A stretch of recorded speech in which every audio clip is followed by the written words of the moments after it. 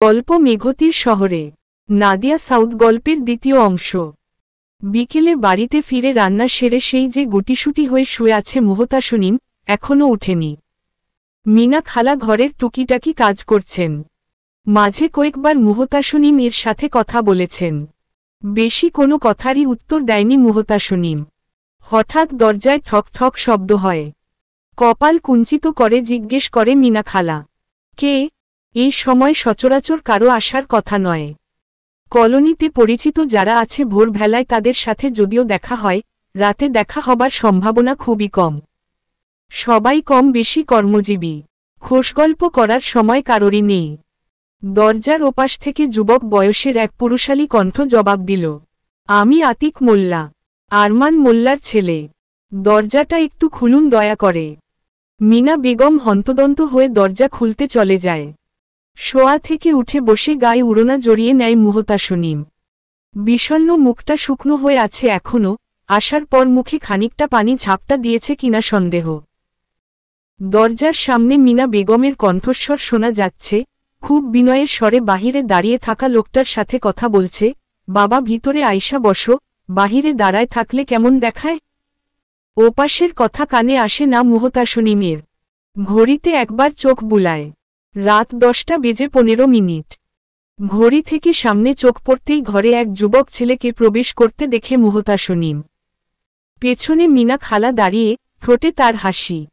ছেলেটি মুহতাসনিমকে দেখে অনেকটা অপ্রস্তুত হয়ে পড়ে যেন। মাথা নিচু করে পুনরায় মিনা বেগমের সাথে কথা বলে, গেছে মাসের ভাড়া নিতে এসেছি আন্টি। এবার বাবা আসতে পারেনি, একটু অসুস্থ। দোয়া করবেন আমার বাবার জন্যে। অবশ্যই দোয়া করি বাবা। মোল্লা সাহেব কত ভালা মানুষ। তুমি বসো, আমি টাকাটা নিয়ে আসি। আন্টি আমি ঠিক আছি, সমস্যা হবে না। মুহতাসনিম মিনিট এক ছেলেটাকে দেখছিল, লম্বা চওড়া গড়নের, চোখে চশমা আটা, উজ্জ্বল ফর্সা গাত্রবর্ণ। দেখে যথেষ্ট ভদ্র ঘরের সন্তান মনে হচ্ছে। কথাবার্তা বেশ নম্র। বয়স বড়জোর 25-26 হবে। মিনা বেগম টাকা দিতেই ছেলেটি বলল, ভাড়াটিয়াদের হিসেব আর তালিকা অনুযায়ী এ রুমে আপনি একা থাকতেন যতটা আমি জানি। তবে এখন মনে হচ্ছে দুজন থাকেন আপনারা। মিনা বেগম হাসার চেষ্টা করে বললেন, আমি তোমার বাবারে বলতাম মুহুর কথা। মাইয়াটা কিছুদিন হইব আসছে, এখানেই থাকব। আমার ভাগ্নি। মুহু হুট করে জবাব দিল, তার জন্য অতিরিক্ত টাকা আমি দিয়ে দিব খালা। উনাকে জিজ্ঞেস করেন কত টাকা দিতে হবে। মুহতাসনিম এর কথায় ওকে বেশ রগচটা আর বেয়াদব মনে হয়েছে আতিকের। পাল্টা মিনাকে জবাব দিল আতিক, আন্টি সঠিক হিসেবটা বাবাকে গিয়ে দিতে হবে আমায়। অতিরিক্ত চার্জ ধার্য করলে সেটা বাবা জানিয়ে দিবে। এখন আসি, আসসালামু আলাইকুম। আতিক চলে যেতেই খানিকটা রাগী কণ্ঠে বলল মিনা বেগম, এইভাবে বললি কেন? ছেলেটা শুধু ভদ্রতার খাতিরে জিজ্ঞেস করল। অন্য জায়গায় হইলে তো এই রাতের বেলাতেই তোরে বাহির কইরা দিত। মানুষ অহনো চিন্স নাই। ছেলের বাপটাও কি যে ভালা। অমায়িক ব্যবহার। চুপচাপ খালার কথা শুনছে মুহতাসনিম। এতটা উগ্র স্বভাবের তো ছিল না মুহু। মেজাজ কেমন বিগড়ে যাচ্ছে। এমন হলে তো সৎমায়ের সাথে একদিনও থাকা দায় হয়ে যেত মুহুর। নাকি শহরে এসে এই শহুরে মানুষের স্বভাব, চরিত্র রক্তের সাথে মিশে যাচ্ছে? মানুষ কি স্বভাবেই পাল্টায়, নাকি জন্মগত শিক্ষাই থাকে চিরকাল? ভেবে পায় না মুহতাসনিম। ঘড়িতে তাকায় জাহিন, কাটায় কাটায় একদম 11টা বাজে। হাতে সময় আর নেই, এক্ষুনি বেরিয়ে পড়তে হবে। মামনিকে এতক্ষণ যাবৎ বোঝালো, দরকার নেই মুহতাসনিম এর সাথে দেখা করার। তার বিষয় সে নিজে সামলাবে। পাছে যদি মুহু তার মামনিকে উল্টো পাল্টা কিছু বলে ফেলে। কিন্তু কে শোনে কার কথা? মামনি নাছোড়বান্দার মতো একই কথা, তিনি যাবেনি। অবশ্য মায়ের উপর ভরসা আছে জাহিনের। দেখা যাক শেষে মেয়েটার রাগ গলে পানি হয় কিনা। অবশ্য লাভ তাতে জাহিনেরই। আজকে মুহতাসনিম এর ছুটির দিন হলেও মিনা খালা কোনো সাপ্তাহিক ছুটি পান না। রোজ রোজ কাজে যেতে হয়।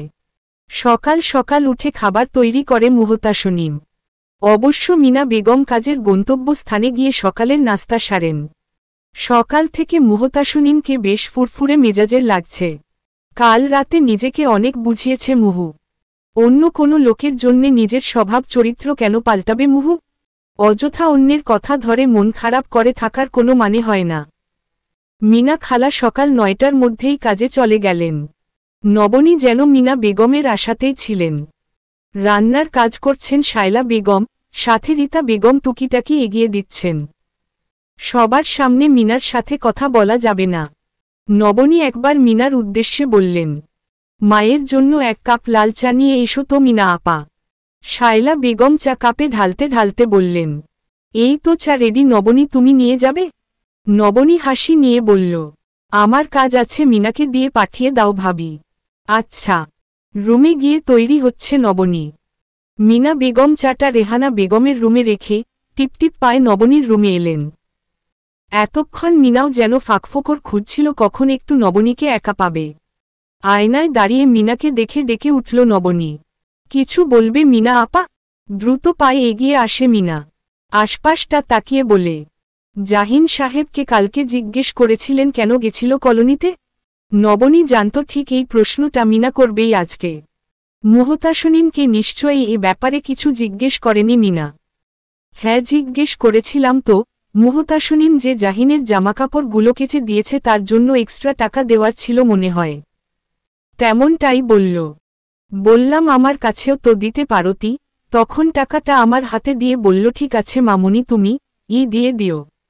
ওহ, তা জাহিন সাহেব রে দেখতাছি না যে? দীর্ঘশ্বাস ফেলে নবনী বলে, জানি তো তার ব্যাপারে। মাসের 2 দিন বাড়িতে থাকে ভালো করে। আচ্ছা তোমার কলোনিতে গেলে মুহতাসনিমকে পাওয়া যাবে না? টাকাটা বরং দিয়ে আসি। মনে হয় না মুহু টাকাটা নিব। নয়তো বলতাম আপনার কষ্ট কইরা যাওয়ার দরকার নাই, আমার হাতেই দেন। আপনি গেলেই বরং ভালা হইব। হুম। ছুটি পাওয়াতে আজ ঘরদোর পরিষ্কার করছে মুহতাসনিম। অপরিষ্কার বরাবরই অপছন্দ। আর 4 দিন পরেই মুহতাসনিম প্রথম বেতন পাবে, তখন আস্তে আস্তে ঘরটা নিজের মতো করে সাজিয়ে নিবে। মুহতানিমকে কিছু টাকা পাঠাতে হবে আর বাকিটা মিনা খালার হাতে তুলে দিবে। মুহতাসনিম এর ভাবনার মাঝে হঠাৎ বাইরে থেকে কেউ বলছে, বাসায় কেউ আছে? ঘুরে তাকাতেই মুহতাসনিম দেখে কালকে রাতে আসা আতিক নামের সেই ছেলেটি দরজার বাইরে দাঁড়িয়ে। মুহতাসনিমকে দেখে কিছুটা বিরক্তি যেন কপাল জুড়ে। কোনোমতে জিজ্ঞেস করল, আন্টি কোথায়? মুহতাসনিম বেশ বুঝতে পেরেছে রেগে আছে ছেলেটি কালকে রাতের ঘটনার জন্যে। মুখে হাসি নিয়ে এগিয়ে গেল মুহতাসনিম। খালা তো বাসায় নেই। কি দরকার আমাকে বলুন? অন্য পাশ তাকিয়ে ছেলেটি বলল, বাবা পাঠিয়েছেন আমাকে। বলেছে এই মাসে যা ভাড়া দিয়েছেন তাতেই হবে। আর সামনের মাস থেকে অতিরিক্ত 1000 টাকা যোগ হবে। টাকাটা মুহতাসনিম এর কাছে একটু বেশিই মনে হল। তবুও কিছু বলেনি। এমনিতে অযথা বাজে ব্যবহার করে ফেলেছে, নয়তো দর দাম করা যেত একটু। আচ্ছা ঠিক আছে, আমি খালাকে জানিয়ে দিব। আসুন না বসুন, আমি চা করে দিয়ে খেয়ে যাবেন। মুহতাসনিম এর ব্যবহারে বেশ অবাক হয় আতিক। পরক্ষণে একবার পাকঘরে উকি দেয়। আজ ছুটির দিন হওয়ায় বেশ ভিড় লেগে আছে। চুলা মাত্র 6টা। চা বানাতে মুহতাসনিম এর সিরিয়াল পেতে কমপক্ষে আরও 1 ঘন্টা দেরি করতে হবে। আতিকের উকিঝুঁকি দেখে মুহতাসনিম বলল, সমস্যা নেই, আমি চা কিনে নিয়ে আসব। বসুন আপনি। ধন্যবাদ, তার দরকার নেই। আতিক পিছু ফিরে হাঁটা দিল, কি মনে করে আবার ঘুরে তাকালো মুহতাসনিম এর উদ্দেশ্যে বলল, সামনে টং দোকানে বসে চা খাবেন? মুহতাসনিম এর মনে হলো এই প্রথম আতিক একটু তাকিয়ে কথা বলেছে, তাও সেটা স্বল্প সময়, মাত্র কয়েক সেকেন্ড হবে। বিনাবাক্য রাজি হয়ে গেল মুহতাসনিম। আমি দরজায় তালা ঝুলিয়ে আসছি, আপনি হাঁটুন। আতিক সোজা হেঁটে গেট থেকে বেরিয়ে এলো। সামনে চায়ের দোকানে বসে 2 কাপ চা অর্ডার করল। কালকে অবধি মেয়েটাকে বিরক্ত মনে হয়েছে, আজ কি বুঝে হঠাৎ চায়ের অফার করল আতিক নিজেও জানে না। কিছু কিছু ঘটনা বুঝি নিজের ইচ্ছার বিরুদ্ধে হয়, তাও সেটা নিজেকে দিয়েই। আসলেই খুব অদ্ভুত। আতিকের থেকে প্রায় 2-3 হাত দূরে বসেছে মুহতাসনিম। এক পলক কেবল তাকায় আতিক।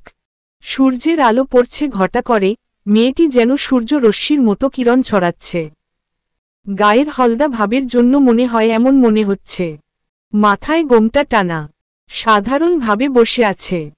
চা খাওয়ার মাঝে আতিক তেমন কথা বলেনি, যা বলেছে টুকটাক মুহতাসনিমই বলেছে। মিনা বেগমের রুমের সামনে এসে মোস্তবর তালা ঝুলতে দেখে নবনী। তার জানা মতে মুহতাসনিম এখন বাসায় থাকার কথা, তবে মেয়েটাকে পাবে না আজকে। হতাশ হয়ে কিছুক্ষণ তালার দিকে তাকিয়ে থাকল নবনী। পরক্ষণে চলে যাওয়ার জন্য ফিরে তাকাতেই মুহতাসনিমকে দেখল হেঁটে আসছে। মুহূর্তেই মুখে হাসি ফুটে উঠল নবনীর। সামনে নবনীকে দেখে বেশ চমকে উঠে মুহতাসনিম। মিনা খালার বিপদ হয়েছে ভেবে কলিজা কেমন শুকিয়ে আসল। দ্রুত পায়ে এগিয়ে আসে মুহতাসনিম। আপনি? মিনা খালা কই? খালার কিছু হয়েছে? বিচলিত মুহুর দিকে তাকিয়ে আছে নবনী। মেয়েটা কেমন উদ্বিগ্ন হয়ে জিজ্ঞেস করছে, যেন মিনা ছাড়া পৃথিবীতে তার কেউ নেই। আশ্বাস দিয়ে নবনী বলে, না মিনার কিছু হয়নি, এমনি তোমার সাথে কথা বলতে এসেছি আমি। চিন্তা কাটিয়ে বড় করে দম ছাড়ে মুহতাসনিম। তবে খানিকটা চমকে যায় নবনীকে দেখে। মনে এতক্ষণে হাজারটা প্রশ্ন উকি দেয়। কেন এসেছে জাহিন সাহেবের মা, তাও মুহুর সাথে কথা বলতে? হাসার চেষ্টা করে বলে মুহতাসনিম, হ্যাঁ আসুন, আমি ঘরের দরজা খুলে দিচ্ছি। ব্যস্ত পায়ে তড়িঘড়ি করে এসে রুমের তালা খুলে দেয় মুহতাসনিম। হাসি মুখ নিয়ে প্রবেশ করে নবনী। ঘরটায় একবার চোখ বুলায়, বেশ পরিপাটি রুম, গোছানোটাও দারুণ। এবার নিয়ে মাত্র 2 বার মিনার বাসায় এসেছে নবনী। মুহতাসনিম ইতস্তত ভাবে বলছে, চুলার কাছেও যাওয়া যাবে না এখন, নয়তো চটপট কিছু একটা বানিয়ে দিতাম। আমি বরং দোকান থেকে চা নিয়ে আসি। চা খাবেন তো ম্যাডাম? মিষ্টি হাসি ছুড়ে বলল নবনী। আমি খেয়ে এসেছি, তুমি আমার পাশে এসে একটু বসো তো। মুহতাসনিম ভাবছে, বড় লোকের ব্যাপার স্যাপার, তারা কি আর এই নোংরা পরিবেশের খাবার খাবে? তার চেয়ে বরং চুপচাপ কথা শুনে নেওয়াই ভালো। নবনীর পাশে বসে পড়ে মুহতাসনিম। খানিকক্ষণ মুহুর দিকে তাকিয়ে থাকে নবনী। হলদে বর্ণের গায়ের রং মেয়েটির, চোখ জোড়ায় যেন মায়া ঠাসা করা। মাথায় মোস্তবর একটা খোপা করা, চুল বেশ বড় হবে তা এমনিতেই আন্দাজ করা যাচ্ছে।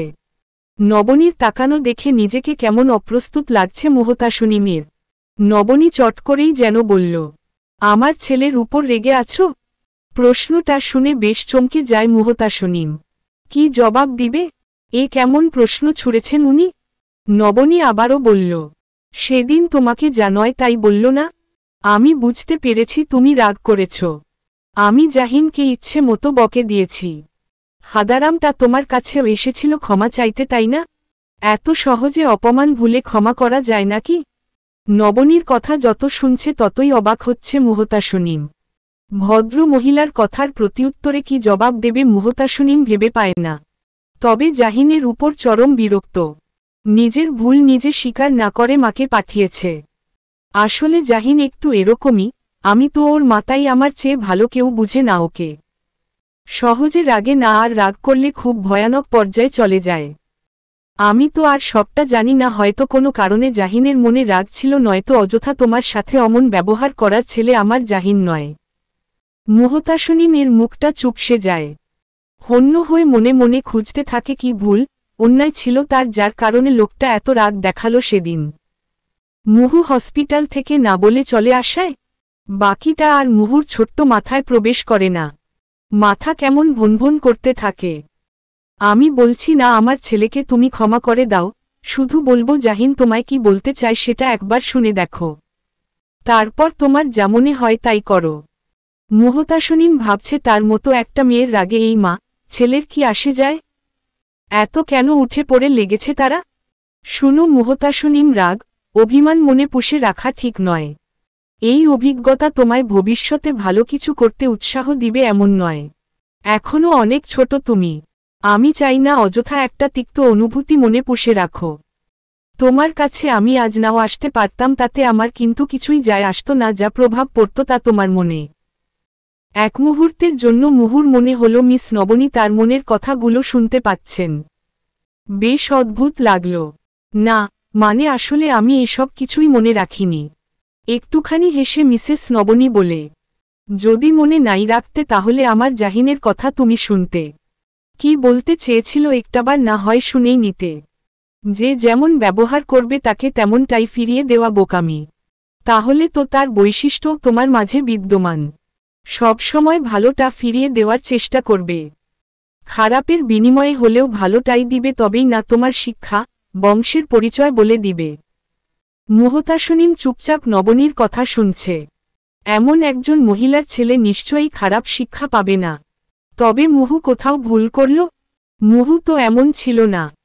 শত কষ্ট জলে পুড়ে বড় হয়েছে মুহু, তবুও তার শিক্ষার নড়চড় হয়নি একটুও। এখন তবে এমন হলো কেন? কথার প্রসঙ্গ পাল্টায় নবনী। পরিবারে কে কে আছে তোমার? হঠাৎ আতকে উঠে মুহতাসনিম। মিনমিনে গলায় উত্তর দেয়, বাবা, মা, বোন। কাজের জন্যই এসেছো ঢাকায়? পড়াশোনা করো না?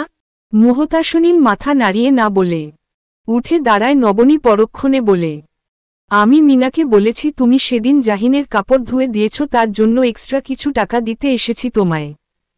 এটা বলা ছাড়া কোনো উপায় ছিল না। তুমি কষ্ট পেও না মুহতাসনিম। মিনা এসেই তোমাকে হয়তো এই কথাটা জিজ্ঞেস করবে। মুহতাসনিম চট করেই বলল, সমস্যা নেই খালাকে কিছু একটা বুঝিয়ে বলবো আমি। টাকা নয়, তবে তোমার জন্য ভালো কিছু অপেক্ষা করছে। আজ আসি, ভালো থেকো। আলতাফ মিয়া এখন যেন মুহতাসনিম এর অনুপস্থিতি হারে হারে টের পাচ্ছেন। সংসার যে অচল হওয়ার পথে, তবুও কোনোরকম দিন পার হচ্ছে। মুহতানিম এত কষ্টের মাঝে ওই কথা একবারও মুহতাসনিমকে জানায় না। মুনা জানে সে এই খবর মুহুর কানে পৌঁছাতে দেরি হবে না, মুহু ঠিক এখানে এসে হাজির হবে। দুপুর নাগাদ বাড়ি ফিরেছে নবনী। ততক্ষণে মিনার কাজ প্রায় শেষের দিকে। বারান্দায় বসে পান চিবুচ্ছে রেহানা বেগম। নবনী রুমে এসে বসতেই প্রশ্ন ছুড়ল, সকাল সকাল কই গেছিলি? নবনীকে আজ বেশ ফুরফুরে মেজাজের লাগছে।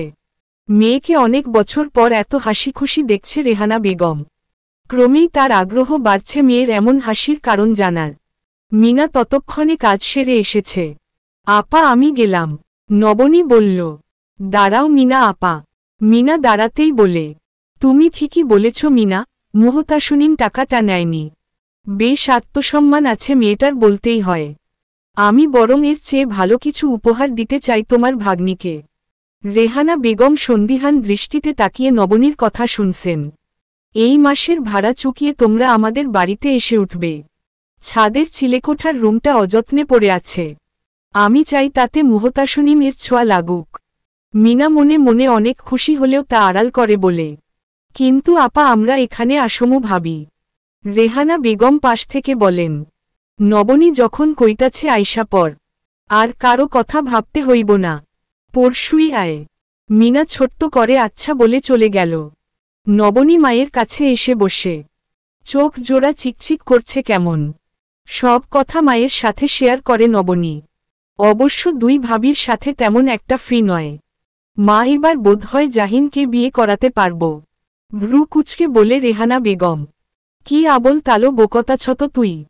এই প্রথম কোনো মেয়েকে নিয়ে এতটা ভাবছে জাহিন। মেয়েটা নিশ্চয়ই স্পেশাল হবে। তুমি শুধু আমার ছেলেটার জন্য একটু দোয়া করো মা। যা করবি ভাইবা চিন্তা করিস। মাইয়াটার জীবনটা যেন শেষ না হয়। মায়ের কাছ থেকে উঠে দাঁড়ায় নবনী। ভেতর থেকে দীর্ঘশ্বাস বেরিয়ে আসে। ছেলেকে যে যজ্ঞ শিক্ষা দিয়েছেন তা খুব শীঘ্রই প্রমাণ করবেন।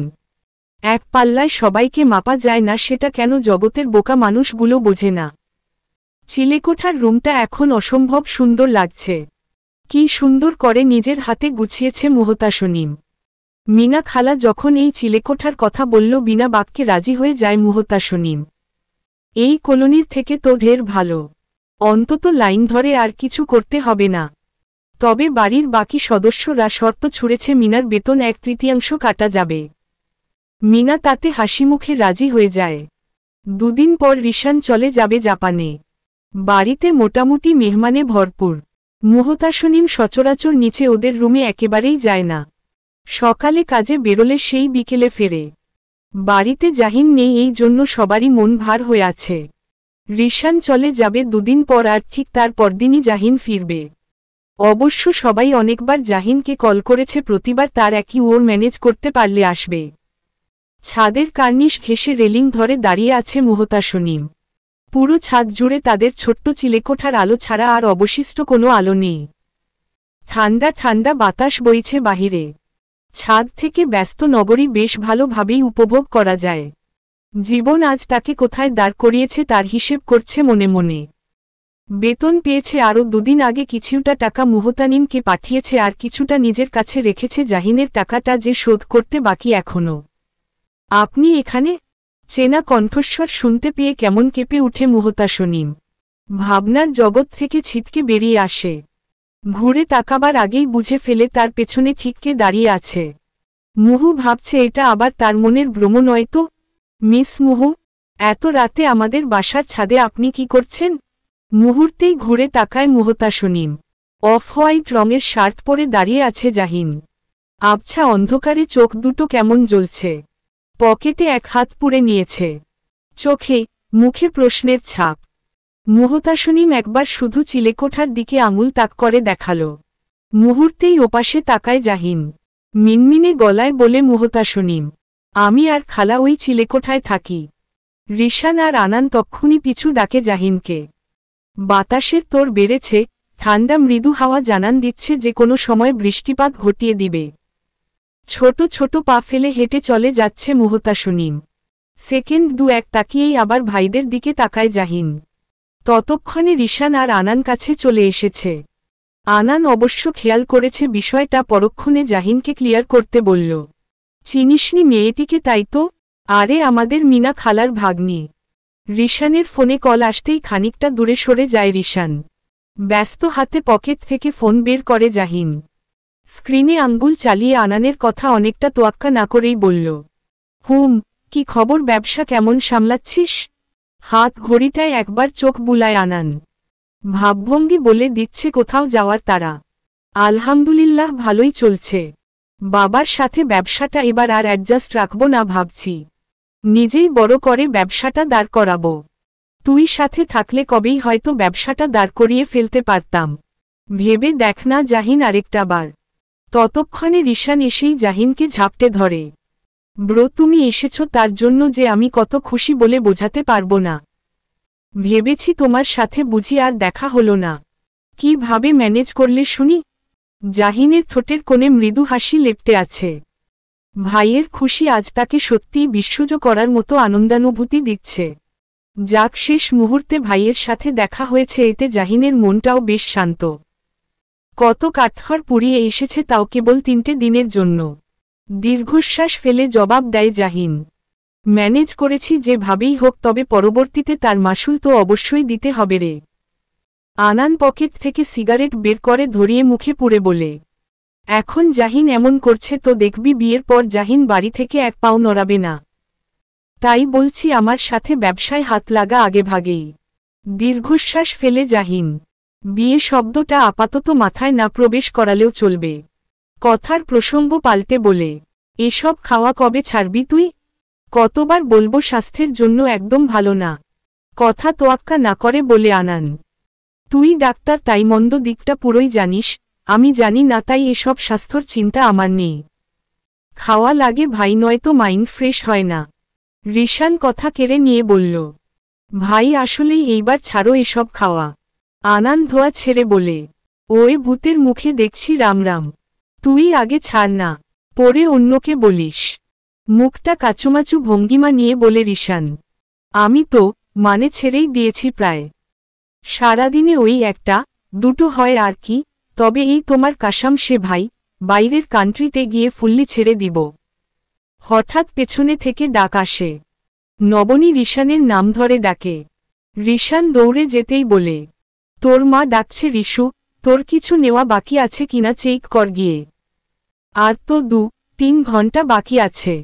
যাচ্ছি ফুপিমনি। নবনীকে দেখে প্রায় অনেকক্ষণ আগে সিগারেটটা ফেলে দিয়েছে আনান। মুখের সামনে থেকে মাছি উড়ানোর মতো করে ধোয়া তাড়িয়ে বলে, এই রে, এই সিগারেটের গন্ধ তো চারিদিকে মৌ মৌ করছে। ফুপিমনি, এখানে আসলে কেলেঙ্কারি ঘটে যাবে। আমি গেলাম রে জাহিন, পরে তো কথা হচ্ছেই। আনান এক প্রকার দৌড়ে চলে যায়। জাহিন খানিকটা হেঁটে গিয়ে ছাদের কোনায় দাঁড়ায়।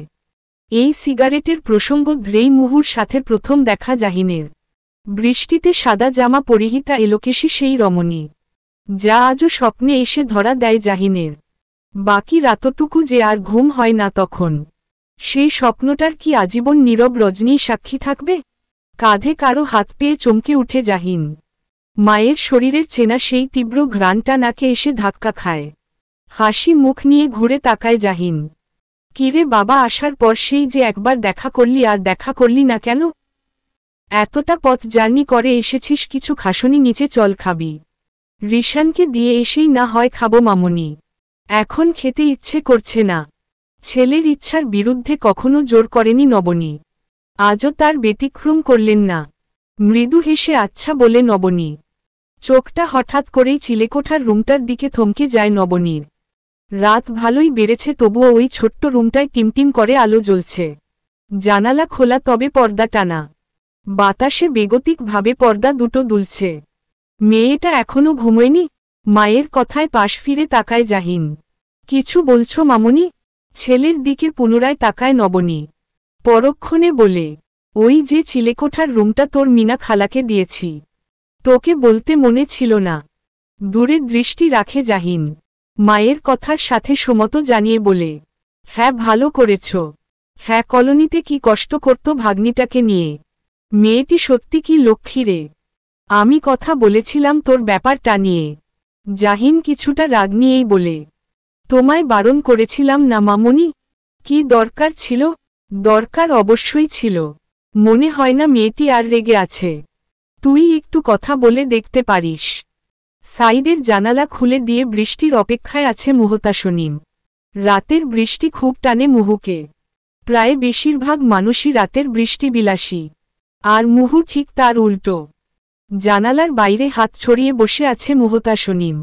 রাতের আধার ঘনিয়ে আসছে ধীরে ধীরে। গোল গোল হয়ে বৃষ্টি নামতে শুরু করেছে ইতিমধ্যে। মুহূর্তেই মুখে হাসির ঝিলিক দেখা দেয় মুহতাসনিমের। এক্ষুনি এক দৌড়ে ছাদে নেমে চলে আসবে মুহতাসনিম। গায়ে কয়েক ফোঁটা বৃষ্টি পড়তেই সম্বিত ফিরে পায় জাহিন। মা চলে যাওয়ার পর আবারও সেই রাতের মেঘতির ভাবনায় ডুবে গিয়েছিল কিছু সময়ের জন্য। তৎক্ষণাৎ মাথায় হাত রেখে দৌড়ে সিঁড়ির দরজায় চলে আসে জাহিন। তক্ষুনি চোখে ধরা দেয় সেই চিরচেনা মেঘতি। দুহাত মেলে আকাশের দিকে মুখ করে আছে। বৃষ্টির রাজ্যের রানী যেন স্বয়ং একখণ্ড বৃষ্টি হয়ে নেমে এসেছে। বিস্মিত হয়ে তাকিয়ে আছে জাহিন। একবার হাত ঘড়িটার দিকে তাকিয়ে দেখে রাত 1টা বাজতে চলেছে। মুহূর্তেই খোপা খুলে চুলগুলো সযত্নে নামিয়ে দেয় মুহতাসনিম। কোমর ছেড়ে হাঁটুর কাছে ঠাঁই নেয় চুলগুলো। বিস্ময় চোখ ধাঁধিয়ে যায় জাহিনের। বৃষ্টির তেজ ততক্ষণে ভালোই বেড়েছে। অন্ধকারে বৃষ্টির ছাট দেখা না গেলেও শব্দে বেশ ভালোভাবে অনুমান করা যাচ্ছে তার বেগ। হঠাৎ ফোনের টোন বাজতেই ঘোর কাটে জাহিনের। পকেটে হাত পুরতেই বালাজোড়া রিনঝিন করে বেজে উঠে। ফোন হাতে নিতেই দেখে রিশানের কল।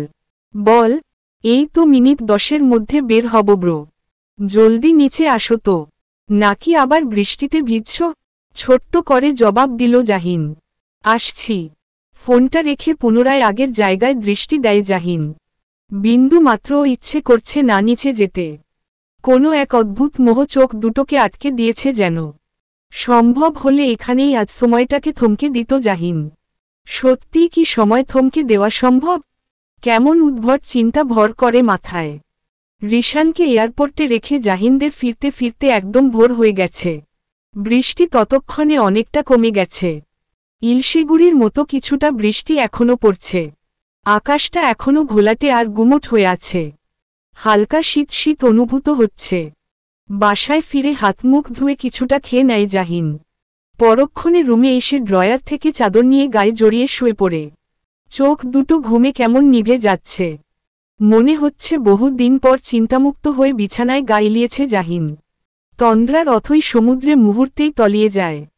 সারারাত বৃষ্টির কারণে আবহাওয়া আজ অনেকটা ঠান্ডা। রোদের তাপ মৃদু, শরীরে যথেষ্ট সহনীয়। সাদার মাঝে নীল রঙের অর্গেন্ডি থ্রিপিস পরেছে মুহতাসনিম। সকাল সকালই বেরিয়ে পড়েছে। কাল রাতে ভেজার ফলে মাথা খানিকটা ভার হয়ে আছে মুহুর। সচরাচর এমন হয় না কখনো। দুপুর নাগাদ ঘুম ভাঙ্গে জাহিনের। আড়মোড়া ভেঙে উঠে বসে। কতদিন পর ভালো ঘুম হলো। হসপিটাল থাকলে ঘুমের খুব অনিয়ম হয়। নবনী হাসি মুখ নিয়ে নাস্তার ট্রে হাতে এগিয়ে আসলো। ঘুম ভাঙল আমার বাবার? আমি এক্ষুনি ডাকতাম। কত বেলা হয়েছে জানিস? ভাঙ্গা ঘুম জড়ানো কণ্ঠে জবাব দিল জাহিন। ভোরে ঘুমিয়েছি তাই জাগতে দেরি হলো মামনি। তুমি খেয়েছ? হুম। তুই ফ্রেশ হয়ে আয় তো। উঠে ওয়াশরুমে চলে যায় জাহিন। আয়েশি ভঙ্গিতে ছেলের খাটে উঠে বসে নবনী। আজ নিজ হাতে ছেলেকে খাইয়ে দিবেন। ওয়াশরুম থেকে বেরিয়ে এসে সোজা মায়ের সামনে বসে জাহিন। তোমার হাতে খাবো মামনি। জানি, সে জন্যই তো বসলাম এখানে। পরম যত্নে ছেলেকে খাইয়ে দিচ্ছেন নবনী। পরক্ষণে বায়নার সুরে বলে, এবার মাসখানেক থাকতেই হবে তোকে, এই বলে দিলাম। মায়ের কথায় ভীষণ খায় জাহিন। তক্ষুনি রেহানা বেগম পান চিবুতে চিবুতে রুমে প্রবেশ করেন। হায় মাবুদ, এত বড় পোলারে কেউ হাতে তুইলা খাওয়ায়? কয়দিন পর বিয়া করব, তখন কি বউ খাওয়ায় দিব? নবনীর ঠোঁটের কোণে হাসি, মুখটা পানসে করে খাবার গিলছে জাহিন। নানুমনির কথা বরাবরই খারাপ লাগছে তার। বিকেল নাগাদ বাড়ি ফিরেছে মুহতাসনিম। হাত ভর্তি বাজারের ব্যাগ। ফেরার সময় কাঁচাবাজার সেরে এসেছে। ছাদে উঠতেই হাঁপিয়ে উঠে মুহতাসনিম। সামনে হঠাৎ দৃষ্টি থমকায়। হালকা আকাশি রঙের টি-শার্ট পরে দাঁড়িয়ে আছে জাহিন। পিঠ পেছনে দেখে জাহিনকে দেখে চিনতে ভুল হয়নি একটুও। তৎক্ষণাৎ ব্যাগ রেখে সেদিকে এগিয়ে যায় মুহতাসনিম। পেছনে থেকে ডাকে, ডাক্তার সাহেব। বিকেলের মৃদু ঠান্ডা আবহাওয়ার মাঝে চিকন মেয়েলি কণ্ঠটা কানে এসে বেজে উঠে জাহিনের। কয়েক সেকেন্ড মুহূর্ত নিয়েই ঘুরে তাকায় জাহিন। কোমরে এক হাত রেখে দাঁড়িয়ে আছে মুহতাসনিম। কপাল চুইয়ে ঘাম ঝরছে। বিধ্বস্ত লাগছে যেন মুখখানি। ক্লান্ত চোখ দুটো যেন বহুক্ষণ ধরে তন্দ্রার স্বাদ পায়নি। সামনে থাকা কিছুটা চুল হলদা বর্ণের গালের সাথে লেপ্টে আছে। সবকিছুই খুব সূক্ষ্মভাবে যেন পর্যবেক্ষণ করছে জাহিন। জাহিনকে চুপ থাকতে দেখে পাল্টা আবার ডেকে উঠে মুহতাসনিম। আপনি কি আমার কথা শুনতে পাচ্ছেন? চমকিতভাবে ঘোর কাটে জাহিনের। এক আগেও যে মুহতাসনিম এর সাথে রেষারেষি হয়েছে তার বিন্দু মাত্র প্রভাব নেই। নিঃসংকোচে কথা বলছে মুহতাসনিম। জাহিন বেশ ভালোভাবে বুঝেছে মামুনির আগের আর ছিটেফোঁটাও মিসমুহুর মনে জমা রাখতে দেয়নি। জি বলুন। হাতে থাকা ব্যাগটার চেইন খুলে সেখান থেকে কোচকচা 1000 টাকার দুটো নোট বের করে জাহিনের দিকে বাড়িয়ে দেয় মুহতাসনিম। ভ্রু কুচকে মুহতাসনিম এর কানকারখানা পর্যবেক্ষণ করছে জাহিন। মেয়েটাকে আসলেই কখনো কখনো বেশ অদ্ভুত লাগে। এবার আমার বালা জোড়া ফিরিয়ে দিবেন দয়া করে। আর টাকাটা রেখে আমাকে উদ্ধার করুন। মনে মনে দারুণ রাগ হয় জাহিনের। টাকাটা দেওয়াতে আত্মসম্মানে লাগে কেমন। অবশ্য দোষ জাহিনের, সে এতদিন যাবৎ বালা জোড়া নিজের কাছে রেখে দিয়েছিল, তার বিনিময়ে মেয়েটি টাকা সাধবে এটাই তো স্বাভাবিক। পকেট থেকে বালা জোড়া বের করে মুহতাসনিম এর দিকে এগিয়ে দেয় জাহিন। নিন আপনার চুড়ি। চুড়ি জোড়া হাতে নিয়ে ফের টাকা হাতে দাঁড়িয়ে আছে মুহতাসনিম। সেই দিকে ভ্রুক্ষেপ না করে দূরে দৃষ্টি রেখে দাঁড়িয়ে থাকে জাহিন। কখন থেকে সাধছি ধরুন, কতক্ষণ দাঁড়িয়ে থাকব আমি?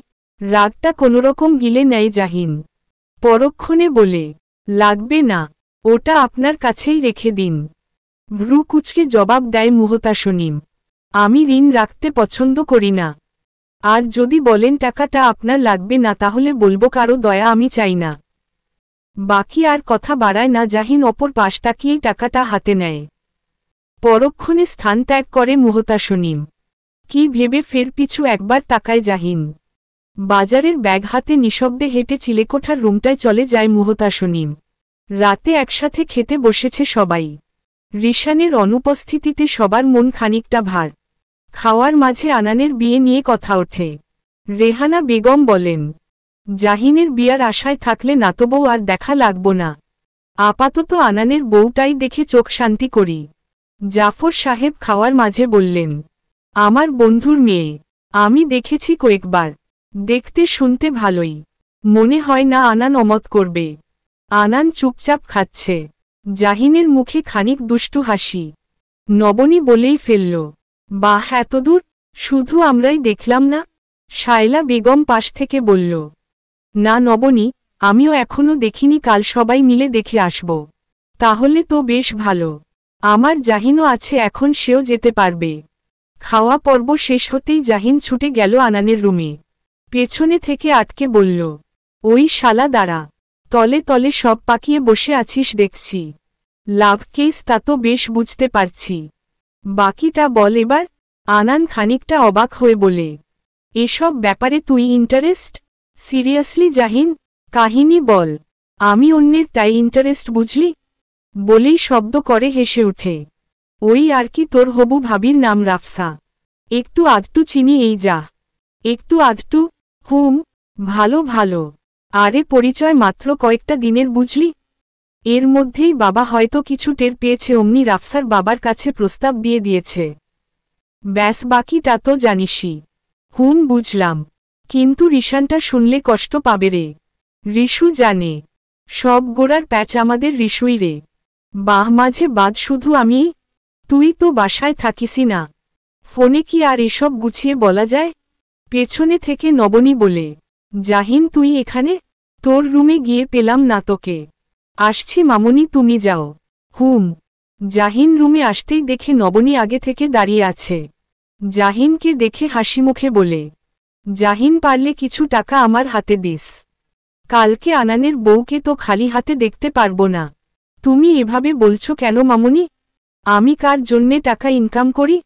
সব আমার মায়ের জন্য।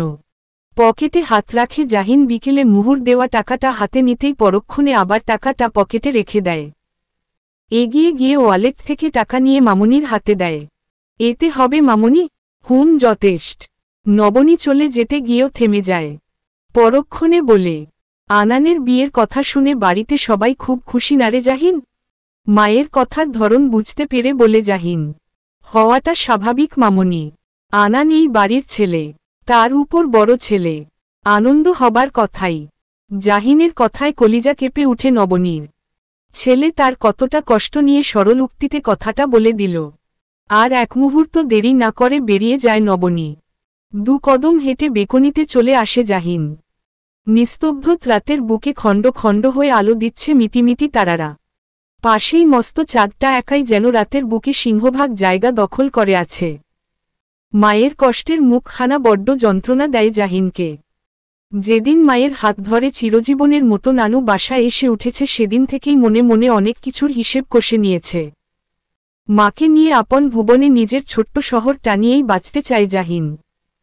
ভোর সকালেই ঘুম ভেঙে যায় জাহিনের। সকালটা উপভোগ করতে বেশ ভালো লাগে। সচরাচর সকালটা উপভোগ করা হয় না জাহিনের। বাড়ি আসলেই মনের মতো ইচ্ছেগুলো কিছুটা হলেও পূরণ হয়।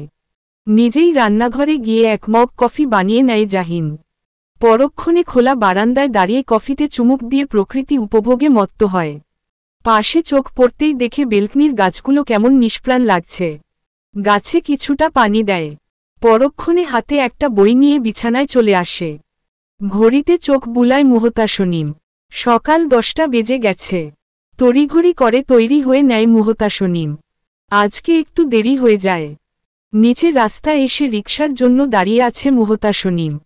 ব্যস্ত হয়ে হাত ঘড়িটা বারবার দেখে নিচ্ছে। তক্ষুনি জাহিন গাড়ি নিয়ে বের হয়। ডানদিকে চোর পড়তেই মুহতাসনিমকে দেখতে পায়। বেশ বিচলিত লাগছে কেমন। রোদের পখরে হলদা মুখখানি কেমন লালচে বর্ণ ধারণ করেছে। কিছু একটা আন্দাজ করে গাড়ি নিয়ে মুহতাসনিম এর সামনে আসে জাহিন। জানালা দিয়ে মাথাটা খানিক বের করে বলে, সামনেই যাচ্ছি, আপনি চাইলে আমি নামিয়ে দিতে পারি। কয়েক সেকেন্ড স্থির দৃষ্টি নিয়ে জাহিনের পানে তাকিয়ে থাকে মুহতাসনিম। পরক্ষণে ভদ্রভাবেই প্রস্তাবটা ফিরিয়ে দেয়। ধন্যবাদ, আমি রিকশা নিয়ে নিব। ছোট্ট করে একটা নিঃশ্বাস ছেড়ে বলে জাহিন, আপনার কিন্তু দেরি হচ্ছে। মুহতাসনিম আর ক্ষণকাল কিছু না ভেবেই গাড়িতে পেছনের সিটে উঠে বসে পড়ল। সত্যিই দেরি হচ্ছিল। কাজের ক্ষেত্রে ফাঁকি পছন্দ নয় মুহতাসনিমের। অগত্যা জাহিনও আর কথা বাড়ায়নি। ঠোঁটের কোনায় মৃদু একটু খানি হাসি নিয়ে গাড়ি স্টার্ট দেয়। খোলা জানালায় মুখ করে বাইরে তাকিয়ে আছে মুহতাসনিম। ক্ষণে ক্ষণে রৌদ্রের তাপ বাড়ছে। ব্যস্ত শহরের ব্যস্ত মানুষগুলো নির্বিঘ্নে ছুটছে। লুকিং গ্লাসে অবশ্য একবার চোখ পড়েছে জাহিনের। কালো রঙের কুর্তি পরে আছে মুহতাসনিম। চোখে হালকা কাজল লক্ষ্য করা যাচ্ছে, কিছুটা চোখের নিচে লেপটে গেছে। জাহিনের হুট করে ইচ্ছে হলো গাড়িটা থামিয়ে মুহুর চোখের কাজলটুকু রুমাল দিয়ে যত্ন সহকারে মুছে দিক। কিছু বলতে গিয়েও থেমে যায় জাহিন। সব ইচ্ছা সবসময় প্রকাশ করতে নেই, কিছু ইচ্ছে যত্ন সহকারে ভেতরে পুষে রাখতে হয়। দীর্ঘশ্বাস ফেলে জাহিন। দুপুরের পর আনানকে আজ ব্যবসার কাজে বেরোতে দেয়নি রেহানা বেগম। দাদুমনির কথায় বাধ্য ছেলের মতো বাসায় থাকে আনান। সময় নির্ধারণ হয় সন্ধ্যায় তারা রাফসাদের বাড়িতে যাবে। দুপুরে খাওয়ার পরেই রুমে এসে রাফসার সাথে ফোনালাপে ব্যস্ত হয়ে গেছে আনান। তার মনের মতো করে আজকে সাজতেন বলে রাফসাকে, নিজের কল্পনার মতো করে আজ রাফসাকে দেখতে চায় আনান। মনের কুঠুরিতে রাফসার জন্য একটু একটু করে ভালোবাসা জমিয়েছে আনান। রাফসাকে পেতে এত সহজ হবে এটা কল্পনাও করেনি। মানুষ নিজের ভালোবাসার জন্য যুদ্ধ জয় করে নেয়, আর সেখানে আনান যুদ্ধ ছাড়াই স্বাধীন সৈনিক। পরক্ষণে একটুখানি হেসে ফেলে আবারও মত্ত হয়ে যায় ফোনালাপে। এক টুকরো মেঘের এক পশলা বৃষ্টি, দিন শেষে ঝকঝকে আকাশ হাসে একটুখানি মিষ্টি। দু চার লাইন কবিতা আওড়াতে আওড়াতে নার্সারিতে গাছের চারা নাড়াচাড়া করছে জাহিন। ছাদের এক কোণাটা ফাঁকা পড়ে আছে। কিছু ফুলের গাছ হলে মন্দ হয় না, বিকেলটা তবে আরও দারুণ কাটবে। কাঠগোলাপ, সাদা গোলাপ, বেলি, টিউলিপ, গাধা বেশ কয়েক জাতের চারা কিনে নেয় জাহিন। ফুলের কর্নারটায় ফুলের সুবাসে কেমন মৌ মৌ করছিল। চারাগুলো নিয়ে গাড়ির পেছনে সিটটায় বোঝাই করে নেয় জাহিন। হাত ইতিমধ্যে কাদায় কিছুটা মাখামাখি, শুকনো মাটি হওয়ায় খানিকটা হাত ঝেড়ে নেয়, তবুও অবশিষ্ট কিছুটা লেগে থাকে হাতে। আকাশে গুরুম গুরুম শব্দ হচ্ছে। বৃষ্টি আসার পূর্বাভাস। ঠান্ডা হিমেল হাওয়া ছেড়েছে কিছুক্ষণ আগেই। বৃষ্টি আসার পূর্বের বাতাসটা বেশ দারুণ লাগে জাহিনের। ড্রাইভ করতে করতে জানালার কাচটা আরেকটু নামিয়ে দেয় জাহিন। সত্যিই চমৎকার লাগছে বাতাসটা, শরীর মন দুলিয়ে দেওয়ার মতো অনুভূতি। হাত ঘড়িটায় একবার চোখ বুলায় জাহিন। বিকাল 4টে বেজে গেছে। কয়েকটা নার্সারি ঘুরতে ঘুরতে কখন যে এতটা সময় ব্যয় হয়ে গেছে খেয়াল করেনি। গোল গোল করে বৃষ্টি নামতে শুরু করেছে ইতিমধ্যে। মুহূর্তেই গাড়ির সামনের গ্লাসটা ঘোলাটে হয়ে আসতেই ওয়েপার অন করে দেয় জাহিন। সাইডের গ্লাস উঠিয়ে দেয়। গা খানিকটা ভিজে যায় বৃষ্টির ছাটে। রাস্তার কেউ কেউ ছুটে চলছে বৃষ্টির হাত থেকে বাঁচতে, কারো কারো হাতে ছাতা লক্ষ্য করা যাচ্ছে। আচমকা মুহুর কথা মনে পড়ে জাহিনের। মেয়েটা সত্যি বদ্ধ পাগল, বৃষ্টি হলেই ভিজতে চলে আসে। আজও কি এমন পাগলামি করবে মেয়েটা? হাত ঘড়িটার দিকে তাকায় জাহিন। 4:33 বাজে। তার মানে মুহতাসুনিম এর বাসায় যাওয়ার সময় হয়ে গেছে। কি মনে করে তৎক্ষণাৎ গাড়ি অন্য রাস্তা দিয়ে মোড় নেয় জাহিন। বৃষ্টির তেজ বেড়েছে ভীষণ। হঠাৎ দূরে দৃষ্টি থমকে যায় জাহিনের। কালো কুর্তি পরিহিতা মুহু রাস্তার সাইডে কাকভেজা হয়ে দাঁড়িয়ে আছে। কোনো জোরতা নেই যেন, অনেকটা ইচ্ছে নিয়েই যেন ভিজছে। মাঝে মাঝে আশপাশটা চোখ বুলিয়ে যাচ্ছে রিকশার দেখায়। এই ঢল বৃষ্টির মাঝে একটা রিকশারও দেখা নেই। গাড়ি নিয়ে তৎক্ষণাৎ মুহুর সামনে এসে থামে জাহিন। গাড়িটা চিনতে একটুও ভুল হয় না মুহতাসুনিমের। অনেকটা চমকে যায় মুহতাসুনিম। ততক্ষণে দরজা খুলে প্রথমেই বলে উঠে জাহিন, আপনি কি পাগল হয়ে গেছেন?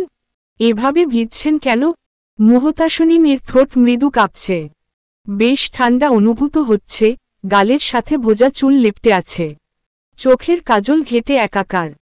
টিপটিপ করে চোখের পাতা ফেলছে মুহতাসুনিম। এক মুহূর্তের জন্য অবাক দৃষ্টি নিয়ে তাকিয়ে আছে জাহিন। তুমি শুধু এক টুকরো মেঘ হও, আমি সে মেঘ ভেঙ্গে বৃষ্টি ঝরব আমার আকাশে। নিজের অজান্তেই আপন মনেই আউড়িয়ে যায় জাহিন। মুহুকে যেন ভয়ঙ্কর সুন্দর লাগছে এই মুহূর্তে। মুহতাসুনিম উত্তর দেয়, আপনি এখানে? পাল্টা গাড়িতে উঠার জন্য মুহতাসুনিমকে আহ্বান করে জাহিন। ঠান্ডা লেগে যাবে, গাড়িতে উঠুন। কথাটা কেমন আদেশের মতো শোনাল। মুহতাসুনিম এবারও উপেক্ষা করে বলল, আমি রিকশা নিয়ে নিব। কিঞ্চিত রাগে কপাল কুঁচকে আসে জাহিনের। কথা না বলে উঠুন, এখন কোনো রিকশা পাবেন না। কিছুটা জোরতা কাজ করছে মুহতাসুনিমের। একে তো ভেজা গা। এক পা দু পা করে এগিয়ে আসে মুহতাসুনিম। গাড়ির পেছনের দরজায় হাত রাখতেই জাহিন বলে, সামনে বসুন। জাহিনের ব্যবহারে আজ অনেকটাই অবাক হচ্ছে মুহতাসুনিম। কয়েক সেকেন্ড চুপ করে দাঁড়িয়ে থাকে।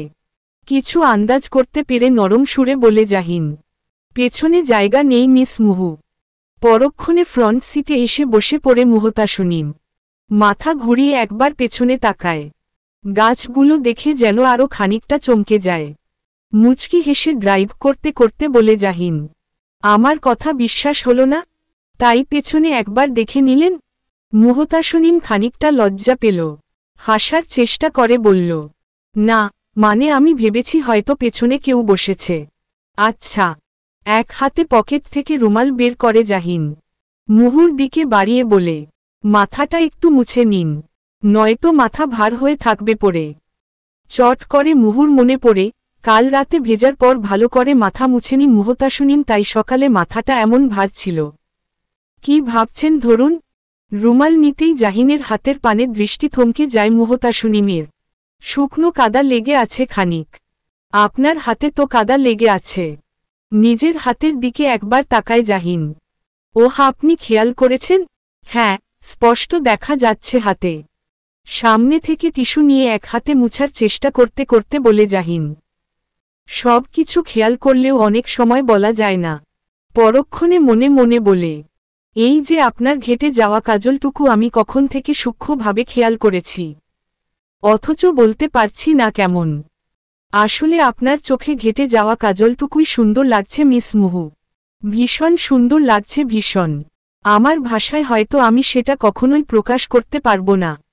জাহিনের কথার অর্থ বুঝতে না পেরে নিজের কাজে মনোযোগী হল মুহতাসুনিম। খোপাটা একটানে খুলে নিল। মুহূর্তেই ধপাস করে গাড়ির সিটে পড়ল এক গুচ্ছ মেঘবরণ কেশরাশি। এক পলক সেদিকে দৃষ্টি পড়ে জাহিনের। খুব গুছিয়ে চুলের ভাজে ভাজে মাথা মুছছে মুহতাসুনিম। তৎক্ষণাৎ দৃষ্টি সরিয়ে নেয় জাহিন। মিস মুহুকে আজ সত্যিই কেমন অদ্ভুত সুন্দর লাগছে। আর এক মুহূর্তের জন্যেও তাকায়নি জাহিন।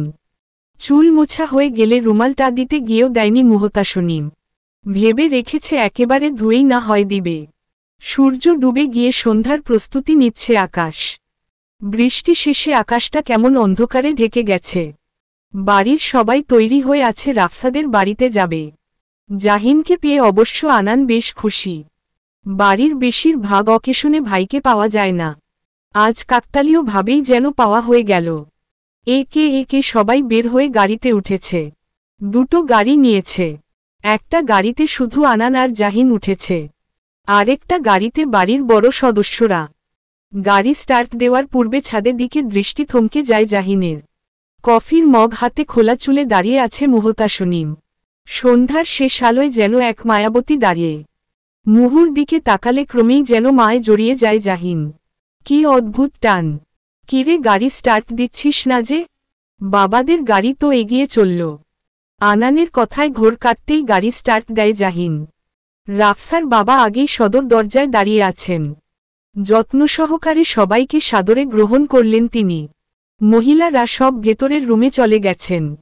মেয়ে দেখতে যেন তরস হয়েছে না শায়লা বেগমের। জাফর সাহেব, আনান আর জাহিন ড্রয়িং রুমে বসে আছে। আনান অবশ্য ভেতরের ঘরের দরজার কাছে দু একবার উকি মেরেছিল।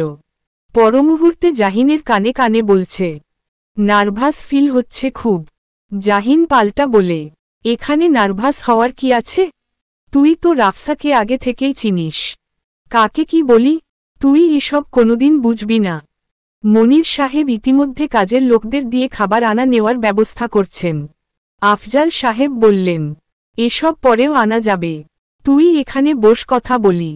মনির সাহেব মুখে হাসি রেখে বললেন, কথা তো সব আগে থেকেই ঠিক, ফর্মালিটির কি দরকার, বেয়াই তো হয়েই গেছি, বলেই শব্দ করে হাসছে মনির সাহেব।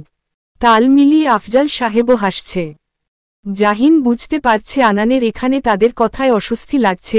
বাধ্য হয়ে জাহিন বলল, আঙ্কেল, আপনাদের ছাদের সিঁড়ি কোন দিকে? আমি আর আনান একটু হেঁটে আসি। মনির সাহেব বললেন, সে কি ছাদে যাবে কেন? ওই দিকে খোলা বারান্দা আছে, যাও, হেঁটে আসো দুজন। তার পাশেই রাফসা মামুনির রুম। মনির সাহেব রুমটা দেখিয়ে দিতেই আনান আর জাহিন হেঁটে সেদিকে চলে গেল। মহিলারা সব ড্রয়িং রুমে চলে আসলেন। বেকনিতে আসতেই ফুস করে দম ছাড়ে আনান। টেনশন কাজ করছে রে জাহিন।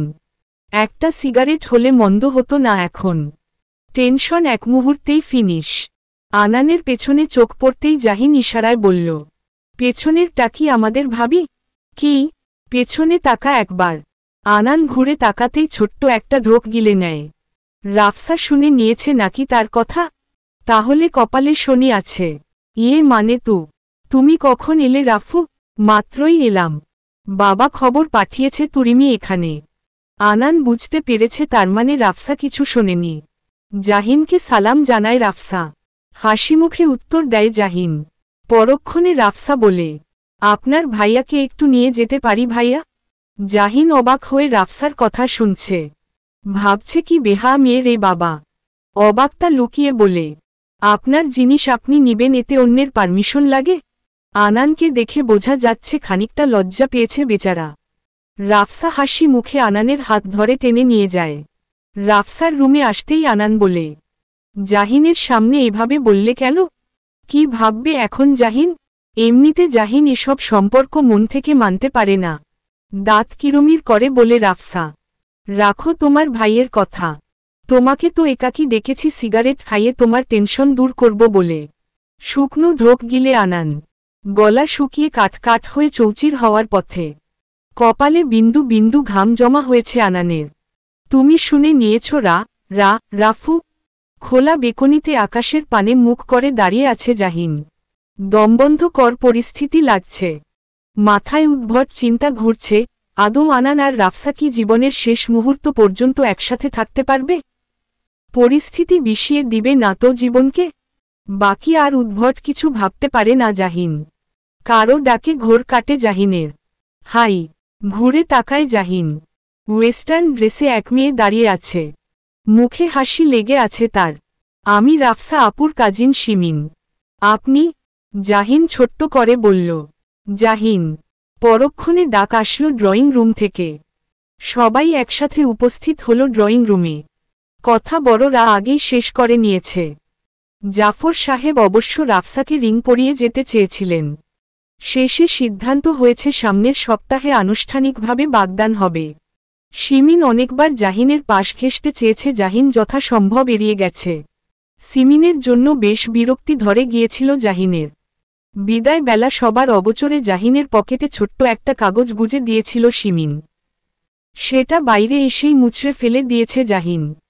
দেখার প্রয়োজনও মনে করেনি। চারিদিকে ঘন রাতের আধার। আকাশে আজ তারা নেই। বিশাল চাঁদটাকে লুকিয়ে দিয়েছে ধূসর মেঘের দল। কখনো কখনো চাঁদটা উকি দিয়ে হাসছে, কখনো বা মেঘেদের আড়ালে লুকিয়ে পড়ছে। সব কিছু মুগ্ধ হয়ে দেখছে মুহতাসনিম। বিকেলে মুহতানিমের সাথে কথা হয়েছে। তার বোনটা এবার এসএসসি পরীক্ষা দিবে। বোনের কাছে কত শত গল্প জুড়ে দিয়েছে ফোনে। বাবাকে মাঝে মাঝে ভীষণ দেখতে ইচ্ছে করে মুহতাসনিমের। বাবা তো তাকে একটাবার দেখার ইচ্ছা পোষণ করে না। ভাবতেই বুকটা হুহু করে উঠে। ভার হয়ে আসে বুক। জীবন এত কঠিন কেন জানে না ছোট্ট মুহতাসনিম। ছোট বয়সেই সে নিষ্ঠুর দুনিয়ার অনেকটা রূপ দেখে নিয়েছে। মৃদু পায়ের শব্দে ঘোর কাটে মুহতাসনিমের। চোখ দুটো কখন ভিজে গেছে টের পায়নি। চোখ মুছে পাশে তাকাতেই দেখল জাহিন একটা লোক দিয়ে গাছগুলো ছাদে উঠিয়েছে। সেই দিকে তাকিয়ে আছে মুহতাসনিম। লোকটাকে কিছু টাকা দিয়ে বিদেয় করে দেয় জাহিন।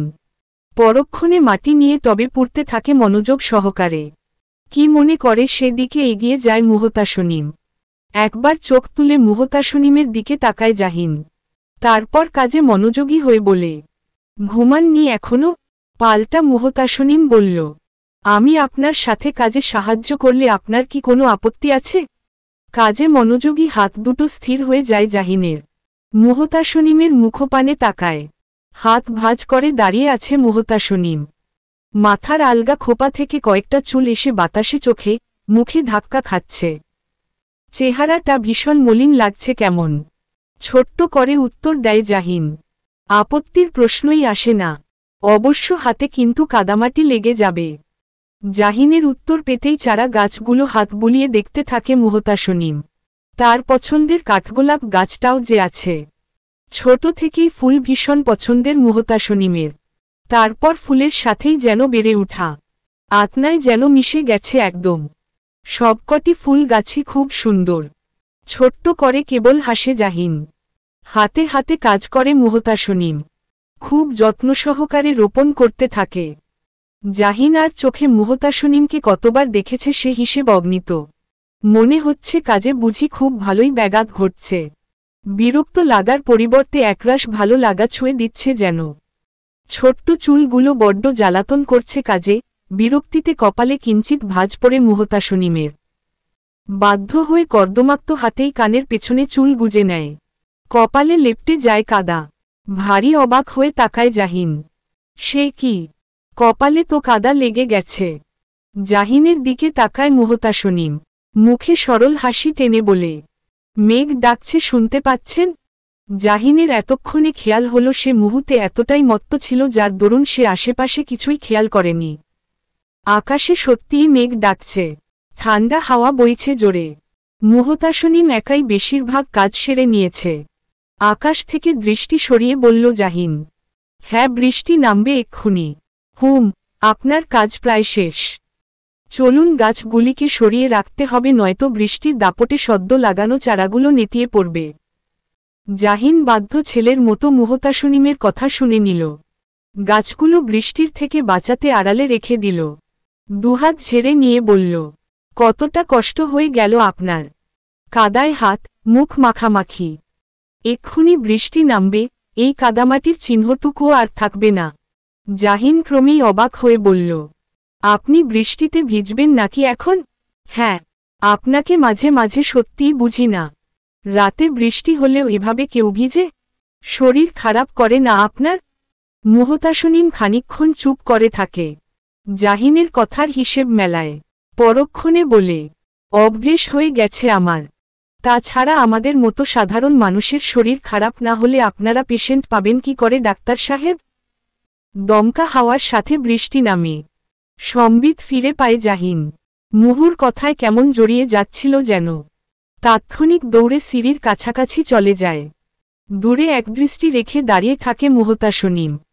মুহূর্তেই বৃষ্টির পানিতে ধুয়ে যায় হাতে লাগা সমস্ত কাদা। মিনিট দুই তাকিয়ে থেকে চলে যায় জাহিন। মধ্যরাতে জানালা খুলে বসে আছে মুহতানিম। বৃষ্টি দেখলেই বোনের কথা প্রচণ্ড মনে পড়ে। এই বৃষ্টির প্রতিটি ফোঁটায় যেন বোনের গায়ের গন্ধ লেগে থাকে। পড়তে পড়তে রাত গড়িয়ে এসেছে অনেকটা। পুরনো স্মৃতি চারণে মত্ত হয় মুহতানিম। রাত দিন না মেনেই বৃষ্টিতে ভিজত মুহতাসনিম। কত নিষেধ করত বোনটাকে, তবুও অবাধ্যের মতো ভিজত। বাবা কখনো টের পেলে ভয়ানক রেগে যেত। একবার বাবার হাতে মার খেয়ে পরদিন গা কাঁপিয়ে প্রচণ্ড জ্বর এসেছিল মুহতাসনিমের। এছাড়া বৃষ্টিতে ভেজার ফলে কখনো অসুস্থ হয়নি। ঘণ্টাখানেক ঠায় এভাবে দাঁড়িয়ে ভিজতে থাকে মুহতাসনিম। জাহিনকে প্রথম দেখে তাদের বাড়িতে, এমনি কোনো এক বৃষ্টিস্নাত রাতে। জ্বলন্ত সিগারেট হাতে অদ্ভুত চাহনিতে দাঁড়িয়েছিল লোকটা। প্রথম দেখায় অভদ্র হিসেবে ভেবে নিয়েছিল মুহতাসনিম। ক্রমেই তার ধারণা যেন পাল্টে যেতে থাকে। বৃষ্টির সাথে জোর বেগে বাতাস বইতে থাকে। শরীর মৃদু কাঁপুনি মুহতাসনিমের। ভাবনার মাঝে একটুও খেয়াল নেই বৃষ্টিটা কখন যে ঝড়ে পরিণত হয়েছে। মাথার উপর হঠাৎ কোথা থেকে ছাতা চলে আসলো। বেগতিক বাতাসের তোড়ে ছাতার অবস্থা যেন বেসামাল। ঝাঝালো এক পুরুষালী কণ্ঠস্বর কর্ণকুহরে এসে যেন সর্বজোরে ধাক্কা খায় মুহতাসনিমের। আপনি আসলেই বদ্ধ পাগল। এই ঝড় বৃষ্টির মাঝেও কেউ ভিজে? এক্ষুনি রুমে যান বলছি। চেনা কণ্ঠস্বর পেয়ে পাশে তাকায় মুহতাসনিম। ছাতা হাতে দাঁড়িয়ে জাহিন। চেহারাটা রাগে কুঁচকে আছে যেন। চোখের দিক দৃষ্টি নিয়ে তাকিয়ে আছে মুহতাসনিম। এদিকে ছাতা ধরে রাখা দায় হয়ে পড়েছে যেন। মিস মুহু, আপনি কি আমার কথা শুনতে পাননি? বৃষ্টির সাথে বাতাস শরীরে কাটা তুলে দিচ্ছিল যেন। ভয়ে সব মিলিয়ে স্তব্ধ হয়ে তাকিয়ে আছে মুহতাসনিম। আচমকা ঢলে পড়ল জাহিনের বুকে। শরীর যেন ঠান্ডা বরফ হিমশীতল। আতকে উঠে জাহিন। মেয়েটার কিছু হয়ে গেল না তো? তাৎক্ষণিক ছাতা ছেড়ে মুহতাসনিমকে ধরে জাহিন। ছাতা ততক্ষণে বাতাস উড়িয়ে অনেক দূর নিয়ে চলে যায়। কোনোরকম মুহতাসনিমকে পাজাকোলে নিয়ে চিলেকোঠার দিকে চলে আসে জাহিন। তাৎক্ষণিক পালস চেক করে নেয়। সবকিছুই ঠিকঠাক লাগছে। আকস্মিকভাবে যেন জ্ঞান হারায় মুহতাসনিম। জাহিনের গা ইতিমধ্যে ভিজে চুপচুপ হয়ে গেছে। কয়েকবার চিলেকোঠার দরজায় ঠক ঠক শব্দ করে জাহিন। আধো ঘুম চোখে মিনা এসে দরজা খুলে দেন। মুহুকে পাশেই পড়ে থাকতে দেখে ভয়ে চিৎকার করে উঠেন। হায় আল্লাহ, কি হইছে মাইয়াটার, এমনে পইরা আছে কেন? আশ্বস্ত দিয়ে জাহিন বলে, তেমন কিছুই না, বৃষ্টিতে ভেজার ফলে এমন হয়েছে। মাইয়াটারে কত কইছি এই রাইতে ভিজিস না, শোনেই না, বাইরে তো ঝড় হইতাছে মনে হয়। ভেজা কাপড় পাল্টে গা মুছিয়ে দিন, ঠিক হয়ে যাবে। মিনা ততক্ষণে এগিয়ে গিয়ে মুহতাসনিম কে উঠানোর চেষ্টা করে। আমি রুমে নিয়ে যাচ্ছি আন্টি, একটু দিয়া আসলে ভালো হয় বাবা। পরক্ষণে আবার পাজা কোলে করে রুমে নিয়ে আসে জাহিন।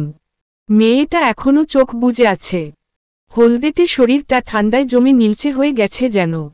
ঘরে সরিষার তেল থাকলে হাতে পায়ে একটু মালিশ করে দিবেন আন্টি, অতিরিক্ত ঠান্ডায় এমন হয়েছে। তোমার গাটাও তো ভিজা গেছে বাবা, তাড়াতাড়ি গিয়া জামা পাল্টাও তুমি। জাহিন বাকি আর কিছু না বলে বেরিয়ে আসে। বেলা গড়িয়েছে বেশ, এখনও বিছানায় জাহিন। ঘুম ভেঙ্গেছে কখন, তবুও বিছানা ছাড়তে ইচ্ছে করছে না। শরীরটা ম্যাজ ম্যাজ করছে কেমন। কালকে রাতে খানিকটা ভেজা হয়ে গিয়েছিল, মাথাটা ভার হয়ে আছে। নবনী কফি হাতে ছেলের রুমে প্রবেশ করেন। কিরে বাবা, এখনো উঠিসনি? মিষ্টি হেসে বলে জাহিন। এই তো উঠছি মামনি, আমাকে এক কাপ আদা চা দিতে পারবে? কফি খাবি না? বলতে বলতেই দুয়েকটা হাঁচি চলে আসে। বিচলিত হয়ে যায় নবনী। অসুখ বাধালি কি করে? কিছু হয়নি মামনি, তুমি চা নিয়ে এসো তো। আচ্ছা। মুহতাসনিমের কথা বারবার মনে পড়ছে জাহিনের। কাল রাতের পর ঠিক হয়েছে তো মেয়েটা, ইচ্ছে হলেও উপরে যেতে পারছে না যেন। ভাবনার মাঝে কেউ ডেকে উঠে, আসমু বাবা। চোখ তুলে দরজার দিকে তাকায় জাহিন। মিনার হাতে চায়ের কাপ। জাহিন ভেবে নেয় মিনা আন্টির কাছেই মুহুর কথা জেনে নিবে। মিনা ততক্ষণে এগিয়ে আসে। মুখটা কেমন শুকনো লাগছে। বাবা, মুহুর তো জ্বরে গা পুইরা যাইতাছে। কালকে রাইতে জ্ঞান ফিরছিল একটু, এখন তো জ্বরে তাকাইতেই পারতাছে না মাইয়াটা। জাহিনের বুকটা যেন ধক করে উঠে। মেয়েটার এমন অবস্থা হবে ভাবতে পারেনি। কইতাছিলাম কি বাবা, তুমি তো ডাক্তার, যদি আমার মুহুটারে একটু দেখতা। এভাবে বলছেন কেন আন্টি? আমি অবশ্যই দেখব। চাটা না খেয়েই তৎক্ষণাৎ উপরে ছুটল জাহিন। মিনা গেল নবনীর খোঁজে কিছুটা সময় ছুটির জন্য। জাহিন দরজার কাছে এসে দাঁড়াতেই দেখল মুহতাসনিম কাঁথা মুড়ি দিয়ে শুয়ে আছে। এগিয়ে সামনে যায় জাহিন। হলদাভাব, মুখটা কেমন ফ্যাকাশে লাগছে, চোখের পাতা দুটো লালচে হয়ে আছে যেন। মৃদু স্বরে ডাকে জাহিন, মিস মুহু। চোখ বুজে আছে মুহতাসনিম। ভেতরে এক অজানা কষ্ট চেপে আছে জাহিনের। মেয়েটাকে এভাবে যেন দেখতে ভালো লাগছে না। পুনরায় আবার ডেকে ওঠে জাহিন, মিস মুহু, আপনি কি শুনতে পাচ্ছেন আমার কথা? এবার একটু জোরেই ডেকে উঠে জাহিন। টিপ টিপ চোখে তাকায় মুহতাসনিম। চোখ দুটো মেলতেও যেন বড্ড কষ্ট হচ্ছে। মলিন মুখে একটুখানি হাসি লেগে আছক, চোখের কোনা বেয়ে জল ঝরছে। জড়িয়ে যাওয়া কণ্ঠস্বর নিয়ে বলে মুহতাসনিম, ডাক্তার সাহেব। আপনি কি ঠিক আছেন মুহু? দুদিকে মাথা নাড়ায় মুহতাসনিম। নাকের ডগাটা কেমন লাল বর্ণের হয়ে আছে। শুষ্ক ঠোঁট জোড়া, কথা বলার সময় কেমন কেঁপে উঠছিল। ভাঙ্গা জড়ানো কণ্ঠে বলল মুহতাসনিম, একটুও ঠিক নেই আমি। তার জন্যে আপনিই তো দায়ী ডাক্তার সাহেব। কালকে রাতে কেমন করে চমকে দিলেন ছাতা হাতে এসে। আমি সত্যি বড্ড ভয় পেয়ে গিয়েছিলাম। আপনার চোখের দিকে তাকাতেই আমার পুরো পৃথিবীটা কেমন অন্ধকার হয়ে আসলো। বলতে বলতেই চোখ জড়িয়ে আসলো মুহতাসনিমের। পলকহীন চোখে তাকিয়ে মুহুকে দেখছে জাহিন। বুঝতে পারছে জ্বরের জন্য নিজের হুঁশ জ্ঞানে নেই মেয়েটা। ততক্ষণে মিনা আর নবনী এসে দরজায় দাঁড়িয়েছে। জাহিন, কি হয়েছে মুহতাসনিমের? মায়ের দিকে ফিরে তাকায় জাহিন। ছোট্ট করে দম ফেলে বলে, জ্বরটা চেক করতে হবে মামুনি। মিনা বেগম পাশ থেকে বলেন। জাহিন, বাবার ডাক্তারি যে জিনিসপত্র আছে আমি বরং সেগুলা নিয়ে আসি। নবনী বললেন, তাড়াতাড়ি যাও মিনা আপা। মিনা কাজ ফেলে রুমে চলে গেছে সেই কখন। রিশানের মা কখন থেকে এই নিয়ে রাগারাগি করে যাচ্ছেন। সকাল থেকে চা পাননি তিনি। ঘরের কাজ সবই পড়ে আছে। রেহানা বেগম অবশ্য বলেছেন মিনার ভাগ্নির শরীর ভালো না। মিনার কাজ শেষ করতে করতে দুপুর গড়িয়েছে। আজকের দিনটাও ছুটি পায়নি। দুপুরের খাওয়া শেষে তৈরি হচ্ছে জাহিন। তার ছুটি শেষ, আজই চলে যেতে হবে তাকে। মুহতাসনিমকে কয়েকটা ঔষধ লিখে দিয়ে গেছে এবং সেগুলো জাহিন নিজের টাকায় কিনে দিয়ে গেছে। মিনা বেগমকে জাহিন সাফ জানিয়ে দিয়েছে মুহতাসনিমের ভালো করে যত্ন নিতে। দুপুরের প্রখর রোদ জানালা ভেদ করে চোখে পড়তেই ঘুম কেটে যায় মুহতাসনিমের। চোখ মুখ কুঁচকে উঠে বসে, মাথাটা বোঝা মনে হচ্ছে, চোখ জ্বালা করছে ভীষণ। জানালা ভেদ করে বাইরের দৃষ্টি যায় মুহতাসনিমের। হঠাৎ চমকে উঠে জাহিন গাড়িতে ছোট্ট একটা ব্যাগ নিয়ে উঠেছে। হুট করে মুহুর মনে হলো লোকটা কি চলে যাচ্ছে। তৎক্ষণাৎ উঠে দৌড়ে ছাদের কোনায় চলে আসে মুহতাসনিম, সজোরে ডেকে উঠে, ডাক্তার সাহেব। দুপুরের তপ্ত রোদে আশাহত দৃষ্টি নিয়ে দাঁড়িয়ে আছে মুহতাসনিম। চোখের সামনে সাই করে চলে গেল মস্ত বড় গাড়িটা। রৌদ্র প্রখরে গা গরম হয়ে গেছে মুহতাসনিমের। মাথাটাও কেমন ঝিম ধরে আছে। চারিপাশ শূন্য আর ফাঁকা লাগছে। এই রৌদ্রে কেউ এইভাবে দাঁড়ায় থাকে? কারো কথায় ঘোর কাটে মুহতাসনিমের। মিনা বেগম চেঁচাতে চেঁচাতে এগিয়ে আসলেন। কয়েক দফা হাত বুলালেন মুহতাসনিমের গলায়, কপালে। আরে পুইরা যাইতাছস তো, ঘরে আয়। নিজেকে সামলে দাঁড়ালো মুহতাসনিম। চোখ দুটো পিটপিট করছে কেমন, প্রচণ্ড জ্বালা করছে যেন। ডাক্তার সাহেব কি চলে গেছে খালা? মুহতাসনিমের কথায় কিছুটা থমকে যায় মিনা। পরক্ষণে মুহতাসনিমকে ধরে রুমের দিকে যেতে যেতে বলে, ঘরে আয় তো আগে, বাকি কথা পরে বলমু। মিনিট 10 জ্যামে বসে আছে জাহিন। হাত ঘড়িটায় চোখ বুলিয়ে নেয় একবার। সময় ভালো গড়িয়েছে। মনটা কেমন অজানা কারণে খচখচ করছে।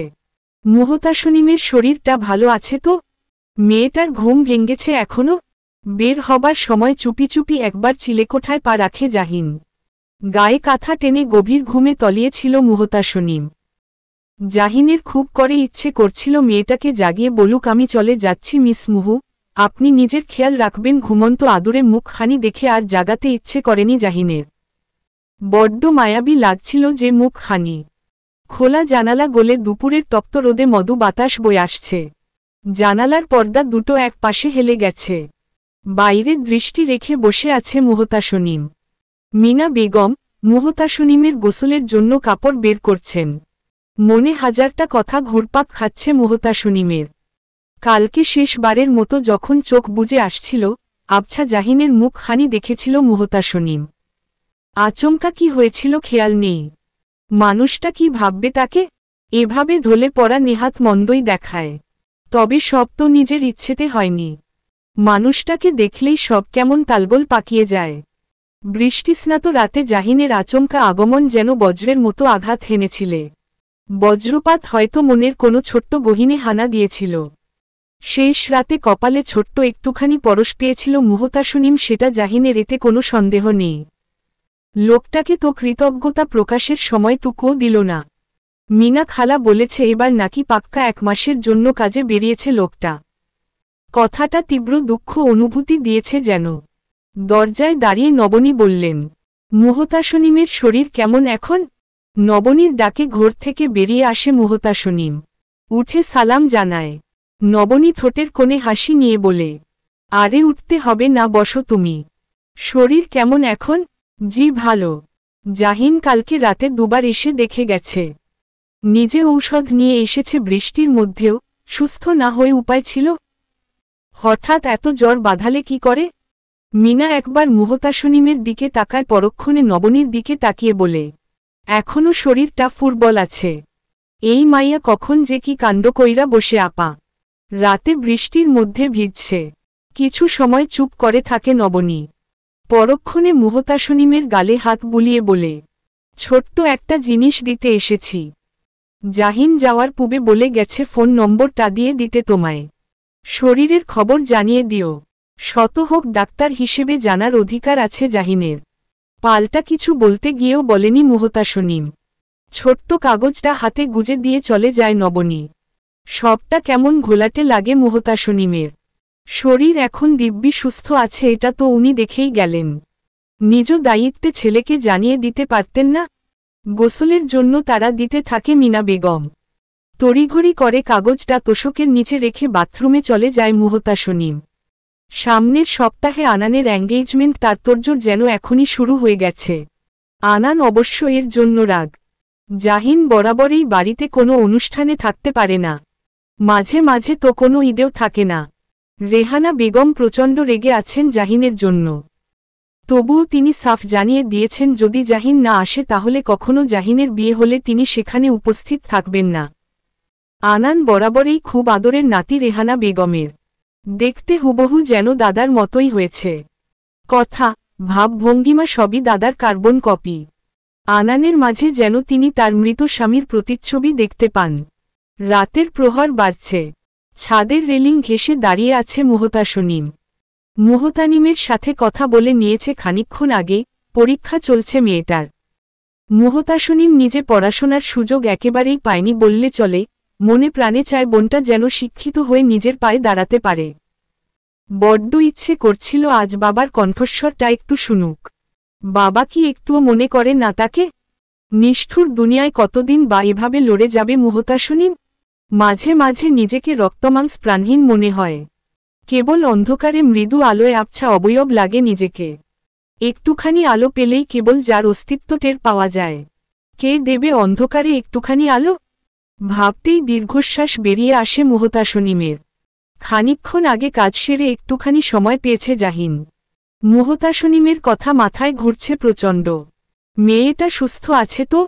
পায়চারির মতো অবস্থা হয়ে গেছে যেন। আগামীকাল আনানের এঙ্গেজমেন্ট। বাড়ি পুরো বিয়ের আমেজে মজে আছে। বাড়িতে মেহমানের আনাগোনা বেড়েছে। পুরো বাড়ি মরিচ বাতিতে সজ্জিত। ছাদে দাঁড়িয়ে মুগ্ধ হয়ে দেখছে মুহতাসনিম। আশায় আছে আজ নয়তো কাল জাহিন ঠিক আসবে। অন্তত একটা ধন্যবাদ তো প্রাপ্ত আছে লোকটা। ইতস্তত বোধের কারণে একবারও কল করেনি মুহতাসনিম। কেমন জোরতা কাজ করে। মিনা বেগম চিলেকোঠার দরজায় দাঁড়িয়ে সজোরে ডাকে মুহতাসনিমকে। মুহু রুমে আয় একবার, নবনী আপা খুঁজতাছে তোরে। যাই খালা। তৎক্ষণাৎ রুমের দিকে ছোটে মুহতাসনিম। হাতে শপিং ব্যাগ নিয়ে দাঁড়িয়ে আছে নবনী। ঠোঁটের কোণে সেই মিষ্টি হাসিটুকু লেগে আছে। এসো মুহতাসনিম। জি ম্যাডাম বলুন। কপালে খানিকটা রাগের ভাঁজ ফেলে বলে নবনী। ম্যাডাম ডাকো কেন? আন্টিও তো বলতে পারো। জি আন্টি। ব্যাগ থেকে কালো রঙের একটা শাড়ি বের করে নবনী। গোল্ডেন পার। দেখো তো পছন্দ হয় কিনা। হ্যাঁ খুব সুন্দর। তোমাকে বেশ মানাবে মুহতাসনিম। চকিতে নবনীর মুখপানে তাকায় মুহতাসনিম। অবাক হয় বেশ। কালকে আনানের এঙ্গেজমেন্টে এটা পরবে তুমি।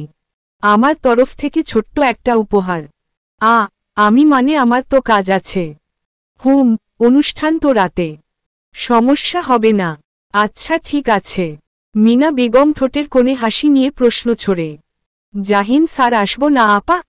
দীর্ঘশ্বাস ফেলে জবাব দেয় নবনী। তুমি তো জানি মিনা আপা আমার ছেলেটা বাড়ির কোনো অকেশনেই থাকতে পারে না। মা হয়ে কষ্ট ভোগ করি আমি। সব কিছুতে সবাই থাকে কিন্তু আমার জাহিনটা দূরে পড়ে থাকে। বলতে বলতে চোখের কোণে জল চিকচিক করে উঠে নবনীর। এক দৃষ্টিতে নবনীর দিকে তাকিয়ে থাকে মুহতাসনিম। ভয়ঙ্কর রকমের কষ্ট যেন লুকিয়ে আছে এই মহিলার ভেতরে, যা চাপা দিতে আপ্রাণ চেষ্টায় থাকে সারাক্ষণ। বাকি আর কিছু না বলে চলে যায় নবনী। শাড়িটা হাতে নেয় মিনা বেগম। উল্টে পাল্টে দেখে বলে, তোরে খুব মানাইবরে মুহু। একদম পরীর মতো লাগব। একবার মাথায় ঘোমটা ধরত দেখি কেমন দেখায়। মুহতাসনিমের কানে কোনো কথা যেন প্রবেশ করছে না। তৎক্ষণাৎ তোশকের নিচ থেকে কাগজ টানিয়ে ছাদের দিকে ছোটে মুহতাসনিম। মিনা বেগম বোকার মতো কিছুক্ষণ তাকিয়ে থাকেন মুহতাসনিমের যাওয়ার পথে। রাতের প্রহর বেড়েছে বেশ। আকাশ ভরা আজ তারায়। মস্ত চাঁদটা ঝুলে আছে মিটিমিটি হেসে। চাঁদের আবছা আলোয় হাতে থাকা কাগজটায় চোখ বুলায় মুহতাসনিম। জলজল করে জ্বলছে যেন 11 ডিজিটের সংখ্যাগুলো। ফোনের দিকে একবার তাকায় মুহতাসনিম। কল দিবে কিনা ভাবছে। 6 দিন আগে যে কল দেওয়ার কথা তা আজকে দিলে নেহায়েত বেনানান লাগবে। সব জোরতাকে তুচ্ছ করে দূরে ঠেলে অবশেষে কল করে বসে মুহতাসনিম। হার্টবিট ছুটছে বেগতিকভাবে। ফোনটা ধরবে তো। রোগী দেখায় ব্যস্ত জাহিন। রিং বাজাতে একবার চোখ বুলায় ফোনে। আননোন নাম্বার দেখে পরোয়া করে না, পুনরায় কাজে মন দেয়। ফোনটা বাজতে বাজতে এক পর্যায়ে কেটে যায়। বড় করে দম ছাড়ে মুহতাসনিম। আশাহত হয়ে ফোনে তাকিয়ে থাকে। সিদ্ধান্ত নেয় আর ফোন করবে না। এগিয়ে যায় জাহিনের রেখে যাওয়া গাছগুলোর দিকে। সদ্য চারাগুলো একটু একটু করে বড় হচ্ছে যেন। কি সুন্দর দৃশ্য! আচমকাই ফোনটা বেজে উঠে। বুকের ভেতর খপ করে উঠে মুহতাসনিমের। কাপা কাপা হাতে ফোনটা চোখের সামনে ধরে। জাহিন কল করেছে। ফোনটা কি রিসিভ করবে মুহতাসনিম? কথা বলার জন্যই তো কল দেওয়া। পরক্ষণে রিসিভ করে, কানে ঠেকায়। গলা শুকিয়ে কেমন কাঠ কাঠ লাগছে। হ্যালো, কে বলছেন? কয়েক সেকেন্ড চুপ থেকে উত্তর দেয় মুহতাসনিম। আমি কে ন বলতে গিয়েও থেমে যায় জাহিন। কণ্ঠস্বরটা ভীষণ চেনা লাগছে, ভীষণ। পুনরায় বলে মুহতাসনিম। আমি মুহতাসনিম বলছিলাম। জাহিনের মাথায় ততক্ষণে এই প্রশ্ন ঘুরছে, তার নাম্বার কি করে পেল মুহু? কলই বা করেছে কেন? নিজেকে সামলে বলল, বলুন। না, মানে বলছিলাম আমার ঔষধের টাকা নাকি আপনি দিয়েছেন? কত টাকা দিয়েছেন তার হিসেব চাইতে ফোন করেছি। মুহতাসনিমের কথা নিতান্তই এখন খুব উদ্ভট লাগছে জাহিনের। মিস মুহু, আমি এখানে কাজে ব্যস্ত থাকি, বুঝতে পেরেছেন? আর টাকা শোধ করে দিবেন ভালো কথা, সেটা না হয় আমি বাসায় গেলেই বলবেন। চট করেই প্রশ্ন ছুড়ে দিল মুহতাসনিম। আচ্ছা, কবে আসছেন আপনি? আগামী মাসের ২০ তারিখ। মুহতাসনিমের মুখটা চুপসে যায় উত্তর শুনে। না, আসলে আন্টি আপনার ফোন নাম্বারটা দিয়ে গিয়েছিল, আপনি যে দিন গিয়েছেন সেদিনই। আমি সুস্থ হয়ে গিয়েছিলাম বিধায় আর ফোন দেইনি। আপনি বলেছিলেন জানানোর জন্য। আসলে আমি দুঃখিত। মুহতাসনিমের কথার আগা মাথা কিছুই বুঝতে পারছে না জাহিন। একবার ঘড়িতে চোখ বুলিয়ে বলে, আমার সময় নেই মিস মুহু, আমি রাখছি। ততক্ষণে ওপাশ থেকে কল কেটে যায়। মুহতাসনিম বলে, এই যা ধন্যবাদ তাই দেওয়া হলো না। সকাল থেকে মধ্যে দুপুর পর্যন্ত টিউশনি করিয়ে চলে আসে মুহতাসনিম। সন্ধ্যায় আয়োজন শুরু হবে। মনটা কিঞ্চিত ভার লাগছে মুহতাসনিমের। সন্ধ্যার দিকে শাড়ি পরে নেয় মুহতাসনিম। চোখে গাঢ় করে কাজল টেনে নেয়। ঠোঁট দুটো খানিকটা রাঙিয়ে নেয়। সবশেষে কপালে ছোট্ট একটা কালো টিপ। হাঁটু ছুঁই চুলগুলো ছেড়ে দেয়। মিনা বেগম একবার মুহতাসনিমের দিকে তাকাতেই বলে, মুহু, তোরে যে কত সুন্দর লাগতাছে। তোর হলুদ গায়ের রঙের সাথে শাড়ির রংটা কি যে মানাইছে। লাজুক মুখ লুকায় মুহতাসনিম। আয় তাড়াতাড়ি আয়, অনুষ্ঠান শুরু হইয়া গেছে। আশেপাশে কত শত মেহমান, তাদের কাউকেই চেনে না মুহতাসনিম। সবার মাঝে নিজেকে নিয়ে অস্বস্তি লাগছে কেমন। হঠাৎ সামনে তাকাতেই চোখ বড় বড় করে তাকায় মুহতাসনিম। সামনে থাকা একজোড়া চোখমুগ্ধ দৃষ্টি নিয়ে তাকিয়ে আছে তার দিকে। মুখটা যে অপরিচিত নয়। ধীরে ধীরে মেহমানদের ভিড় বাড়ছে। রাফসাদের বাড়ি থেকে অলরেডি সবাই এসে গেছে। এক পা করে সেই চেনা মুখখানি এগিয়ে আসছে মুহতাসনিমের দিকে। অবাক দৃষ্টি নিয়ে এখনও তাকিয়ে আছে মুহতাসনিম। আশেপাশে যে যার মতো ব্যস্ত সময় কাটাচ্ছে। আপনাকে এখানে দেখে সত্যিই আমি সারপ্রাইজড। জোরটা যেন ঘিরে ধরেছে মুহতাসনিমকে। কোনোরকম হাসি টেনে নেয় ঠোঁটে। আমাকে চিনতে পেরেছেন তো? হাসি মুখ নিয়েই এবার বলে মুহতাসনিম। হ্যাঁ, চিনতে পেরেছি। আচ্ছা, না মানে আপনার তাকানোর ভঙ্গিমা বলছিল আমাকে বোধহয় চিনতে পারেননি। যাই হোক, কি অবস্থা এখন? জি ভালো। বাবার কাছে শুনতে পেয়েছিলাম আপনারা কলোনির রুম ছেড়ে দিয়েছেন। তার আগে আমি আরও একবার গিয়েছিলাম সেখানে, কিন্তু আপনাদের পাইনি।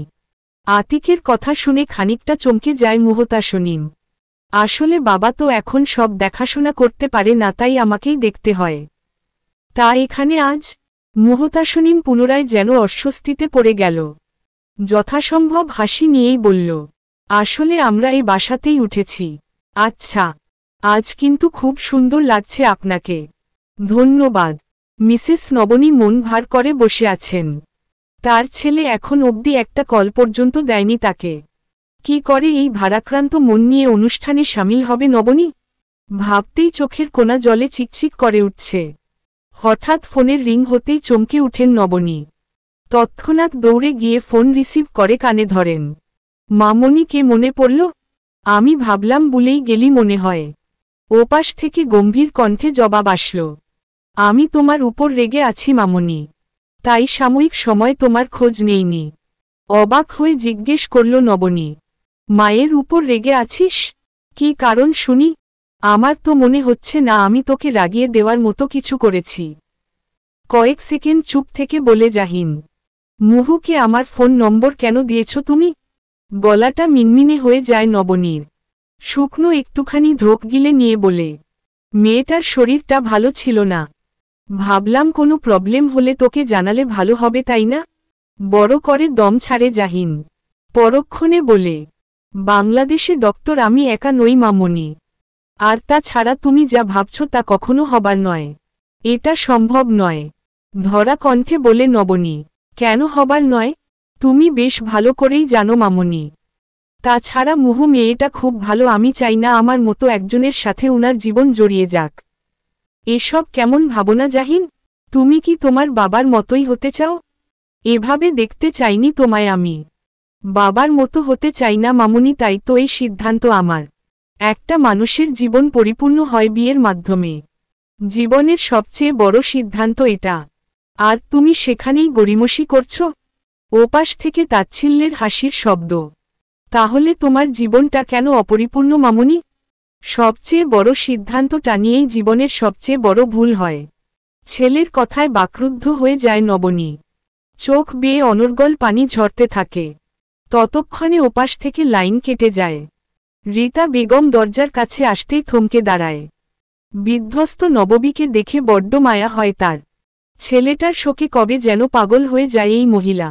আপা, আপনি এখনো দাঁড়িয়ে আছেন? সবাই খুঁজছে আপনাকে, চলেন।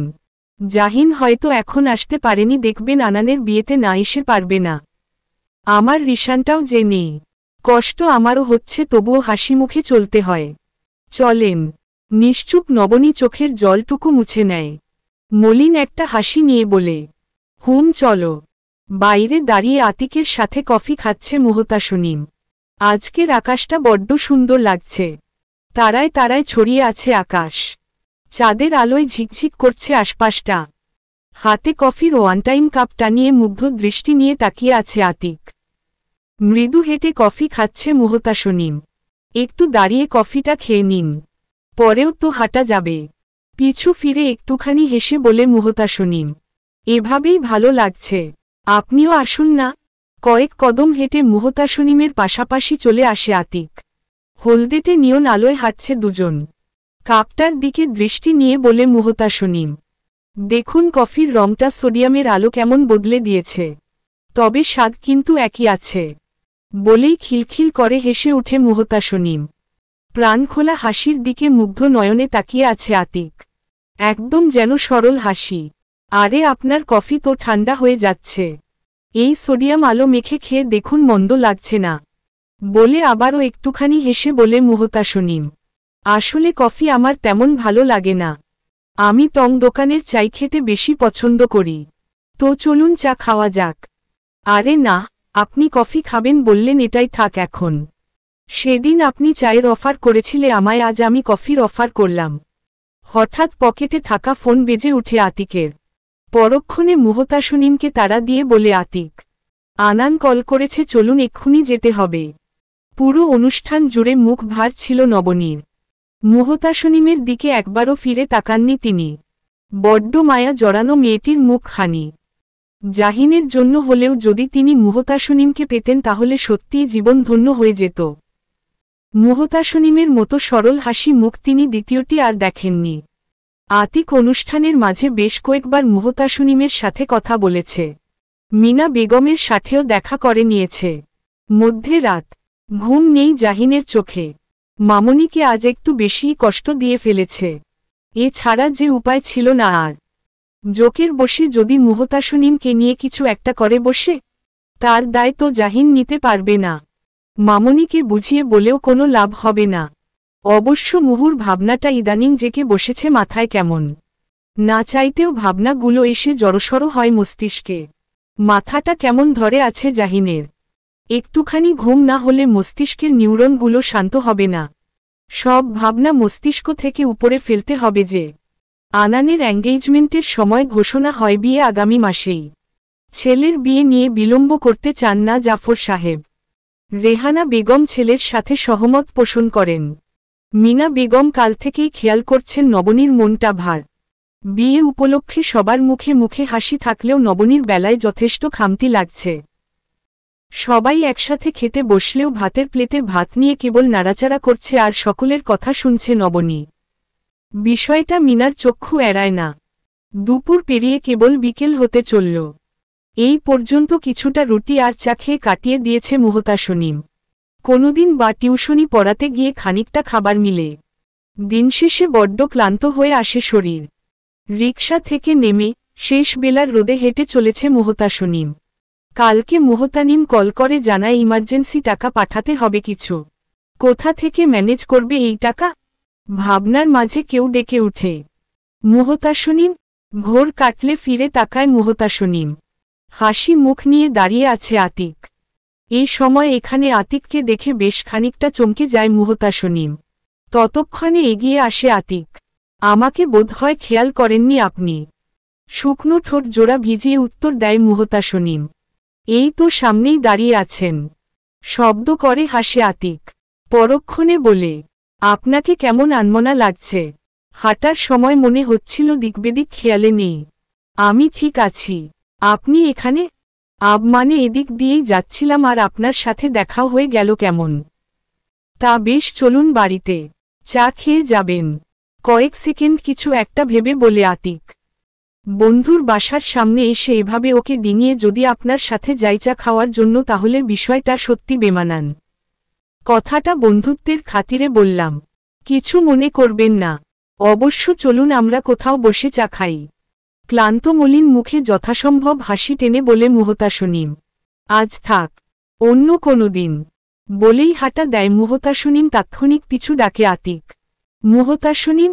থমকে দাঁড়ায় মুহতাসনিম। ফিরে তাকায় একটুখানি। একটা কথা জিজ্ঞেস করব? বলুন। আমার মনে হচ্ছে আপনি ঠিক নেই। কিছু হয়েছে? দুঃখিত ব্যক্তিগত প্রশ্ন করার জন্যে। আমি একদম ঠিক আছি। বলেই কয়েক কদম পা ফেলে বাড়ির ভেতর চলে যায় মুহতাসনিম। সিঁড়ি ভেঙে উপরে উঠতেই সম্মুখে মিসেস নবনীকে দেখে তৈরি হয়ে কোথায় যাওয়ার জন্যে বের হচ্ছেন। মুখে হাসি নিয়ে সালাম জানায় মুহতাসনিম। মিসেস নবনী এক প্রকার পালিয়ে পার পেতে চেয়েছিলেন যেন। মুহতাসনিমের সালামের জবাব দিয়ে ছোট্ট একটা হাসি ছুঁড়ে পাশ কেটে চলে যায় নবনী। ঘটনাটা যেন খুবই দ্রুত ঘটে। চুপচাপ দাঁড়িয়ে দেখে যায় মুহতাসনিম। লম্বা লম্বা পা ফেলেই যেন নেমে গেলেন ভদ্রমহিলা। পরক্ষণে উপরে চলে যায় মুহতাসনিম। ঘরের জিনিসপত্র টুকটাক গুটাচ্ছে মিনা বেগম।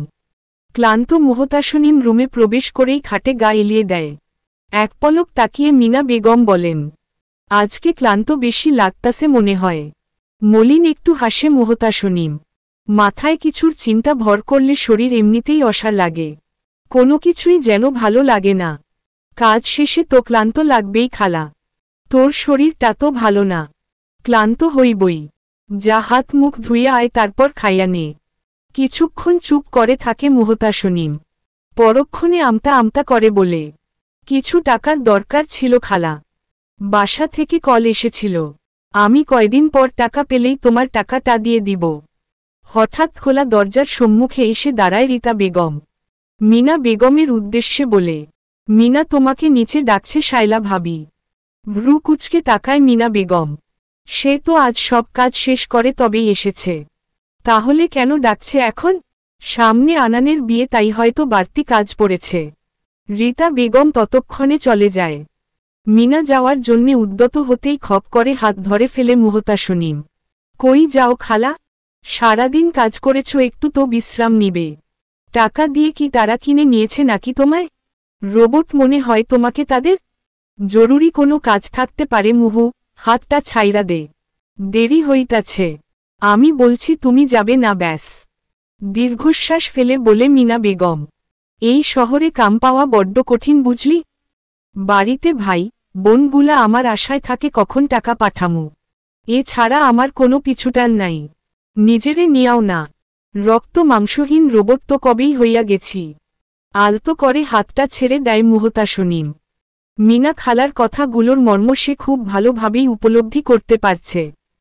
মিনা ততক্ষণে চলে যায়। খাটের এক কোণে বসে পান চিবুচ্ছে রেহানা বেগম। ঠোঁট দুটো টকটকে লাল বর্ণ ধারণ করেছে। পাশে মেঝেতে বসে সুপুরি কেটে দিচ্ছে শায়লা বেগম। মিনা দরজায় দাঁড়িয়ে বলে, আমারে ডাকছিলেন বড় ম্যাডাম? দরজার দিকে চোখ পড়তেই মুখ ভর্তি পানের পিক নিয়ে বলে রেহানা বেগম, আয় মিনা, তোর জন্যই অনেক বড় সুসংবাদ আছে। শায়লা বেগম বললেন, বসো মিনা, আনান আসছে, তোমার সাথে জরুরি কথা আছে। চুপচাপ শায়লা বেগমের পাশেই মেঝেতে বসে মিনা। আনান ফোন চাপতে চাপতে রুমে প্রবেশ করে। মিনা আন্টি এসেছ? তোমার সাথে জরুরি কথা আছে। মিনা শুধু চুপচাপ ভাবছে কি এমন জরুরি কথা বলবে আনান। নবনী আর রীতা ততক্ষণে রুমে এসে হাজির। রীতা এক প্রকার টেনে নিয়ে এসেছে নবনীকে। আমি তোমার ভাগ্নি মানে মুহতাসনিমের বিয়ের ব্যাপারে বলতে চাচ্ছি। মিনা বেগম বেশ খানিক অবাকি হলেন আনানের মুখে এরূপ কথা শুনে। রীতা হা হয়ে আছে। পাশে নবনীর কানের পাশে ফিসফিস শব্দে বলছে, ওই মেয়ের জন্য আনান আবার কোথা থেকে সম্বন্ধ নিয়ে আসলো আপা? মিনা বেগম বললেন, মুহুর বিয়া সম্বন্ধের কথা কইতাছ? হুম, ছেলেটাকে তুমি চেনো? আমার বন্ধু আতিকের কথা বলছিলাম। তোমরা মেবি তাদের কলোনিতেই থাকতে আগে। অবাক্তার রেশ কিছুতেই কাটছে না মিনা বেগমের। মনে মনে তিনি প্রচণ্ড খুশি হয়েছেন এ প্রস্তাবে। চোখে মুখে তা প্রজ্জ্বলিত হয়ে ফুটে উঠেছে যেন। এখন মুহতাসনিমের আপন বলতে তোমাকেই চিনি। মুহতাসনিম কি বলে আমাকে অবশ্যই জানাবে আন্টি। রীতা দরজার পাশ থেকে বলেই ফেলল, কি, তোমার বন্ধু আতিক? ওই ছেলে কি দেখে এমন মেয়েকে পছন্দ করল আনান? তুমি কিছু বলনি? তুমি তো দেখছি উল্টো আরও বন্ধুকে কুয়ার মধ্যে ধাক্কা দিয়ে ফেলে দিচ্ছ। খানিক রাগ উঠে আনানের। নিজেকে দমিয়ে বলে, এটা যার যার ব্যক্তিগত ব্যাপার চাচিমা। আর আতিকের পরিবার যেখানে এই ব্যাপারে অবগত এবং রাজি সেখানে তুমি এসব বলার কে? বা আমি কুয়োর মাঝে ধাক্কা দেওয়ারই বাকে? আনানের কথায় চুপ করে আছে রীতা বেগম। নিস্তব্ধ হয়ে পরিস্থিতি দেখছে নবনী। মনের মাঝে যাও একটুখানি ক্ষীণ আশার প্রদীপ ছিল সেটুকু আজ ধপ করে নিভে গেল যেন। খোলা জানালা গলে মৃদু বাতাস বইছে। পরন্ত বিকেলের সূর্য ডোবা দেখতে ব্যস্ত মুহতাসনিম। রক্তিম সূর্যটা আস্তে আস্তে নিভে যাচ্ছে। অন্ধকার যেন গিলে নিচ্ছে সূর্যটাকে। সন্ধ্যার পাখিগুলো কিচিরমিচির ডাকছে। একরাশ খুশি নিয়ে হন্তদন্ত হয়ে রুমে প্রবেশ করে মিনা বেগম হাঁপিয়ে বলে, মুহুরে, কি যে খুশির খবর নিয়ে আইসি তুই কল্পনা ও করতে পারবি না। হঠাৎ ভয়ে গাকাটা দেয় মুহতাসনিমের। পিছু ফিরে তাকিয়ে বলে, এভাবে কেউ বলে খালা? আমি তো ভয় পেয়ে গিয়েছিলাম। বিয়ার প্রস্তুতি নেওয়া শুরু কর। ভ্রুসহ কপাল কুঁচকে আসে মুহতাসনিমের। কার বিয়ে? কার আবার? তোর মানে? আরে আতিক আছে না, ওই যে কালকে আসলো যে, ওই ছেলে তোরে বিয়া করব কইছে। আমি যে কি খুশি হয়েছি রে মুহু, ভাষায় প্রকাশ করতে পারমু না। এক মুহূর্তের জন্যে মস্তিষ্ক থমকে যায় মুহতাসনিমের। আতিককে চেনে মাত্র 2 দিন। এর মধ্যেই এই লোক বিয়ের প্রপোজাল পাঠায় কি করে? রাগে কপাল কুঁচকে আসে মুহতাসনিমের। শক্ত গলায় জবাব দেয়, এটা কিভাবে সম্ভব খালা? আমি তো তারে ভালো করে চিনিও না। আমি তো চিনি নাকি? অনেক ভালা ছেলে। হাজারে মিলে এরকম ছেলে, এটা মাথায় রাখিস মুহু। কিন্তু খালা আমি তো এখন বিয়ে নিয়ে ভাবছি না। তাছাড়া বাড়িতে কিভাবে বলবো? বাবাকে না জানিয়ে এত বড় একটা সিদ্ধান্ত নেব? কপট রাগ দেখায় মিনা বেগম। যে বাপ নিজের মাইয়ার অমতে বিয়া দিতে পারে তার উপর কোনো খোঁজ নেওয়ার চেষ্টা করে না। ওইরকম বাপ থাকার চেয়ে না থাকাও ভালো। চোখ বুজে আসে মুহতাসনিমের। 2 গাল ভেসে যায় নোনা জলে। শোন মুহু, এমন ছেলে পাইতে বিরাট বড় ভাগ্য লাগে বুঝলি। আমি তোর খালা হইয়া কইতাছি তুই অনেক সুখে থাকবি। আমি তো এখনো যেন স্বপ্নের মাঝে আছি। আমি কালকেই গিয়া আনান রে কমু, তুই রাজি? 2 কদম হেঁটে পুনরায় জানালার কাছে চলে আসে মুহতাসনিম। চারিদিকটা ঘোলাটে অন্ধকারে ছেয়ে গেছে। মৃদু বাতাস বইছে। অশ্রুধারা বাঁধ মানছে না কিছুতেই। সত্যিই কি বড় ভাগ্য করে জন্মেছে মুহতাসনিম। তাহলে জন্মের পর মাকে হারালো কেন? এত কষ্ট সহ্য করে বড় হতে হলো কেন? তবে কি মিনা খালার কথাই সঠিক? সুখের মুখ দেখবে কি মুহতাসনিম? আতিক কেনই বা মুহতাসনিমের মতো সাধারণ একটি মেয়েকে বিয়ে করতে চাচ্ছে? সেটা যে মুহতাসনিমকে জানতেই হবে। তার জন্যে আতিকের সাথে কথা বলা খুব জরুরি। ইমার্জেন্সি রোগী দেখায় ব্যস্ত জাহিন। টেবিলের উপর ফোনটা অনবরত বেজে চলেছে। ধরবার সময় নেই। স্ক্রিনে মামুনি লেখাটা ভেসে উঠেছে। মায়ের জন্য বড্ড টেনশন হয় জাহিনের। শরীরটা সবসময় ঠিকও থাকে না। কল না ধরেও পারে না। প্রায় আরও ২০ মিনিট পর ফ্রি হয়ে কল রিসিভ করে জাহিন। ব্যস্ত কণ্ঠেই বলে, ঠিক আছো মামুনি? ওপাশ থেকে মলিন কণ্ঠে জবাব আসে, হ্যাঁ। ডিস্টার্ব করে ফেললাম বাবা? একদম না। বলো কি বলবে? ডিস্টার্ব তো অবশ্যই হয়েছিস, নয়তো ফোনটা এতবার বাজতে হতো না।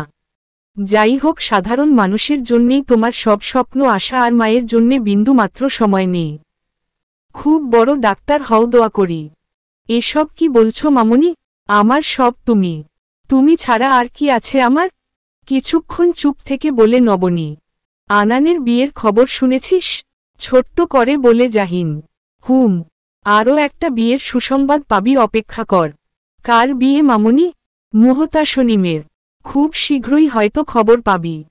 ওপাশ থেকে মৃদু হাসির শব্দ ভেসে আসছে। খুব ভালো তো। হ্যাঁ, ভালোই তো হবে।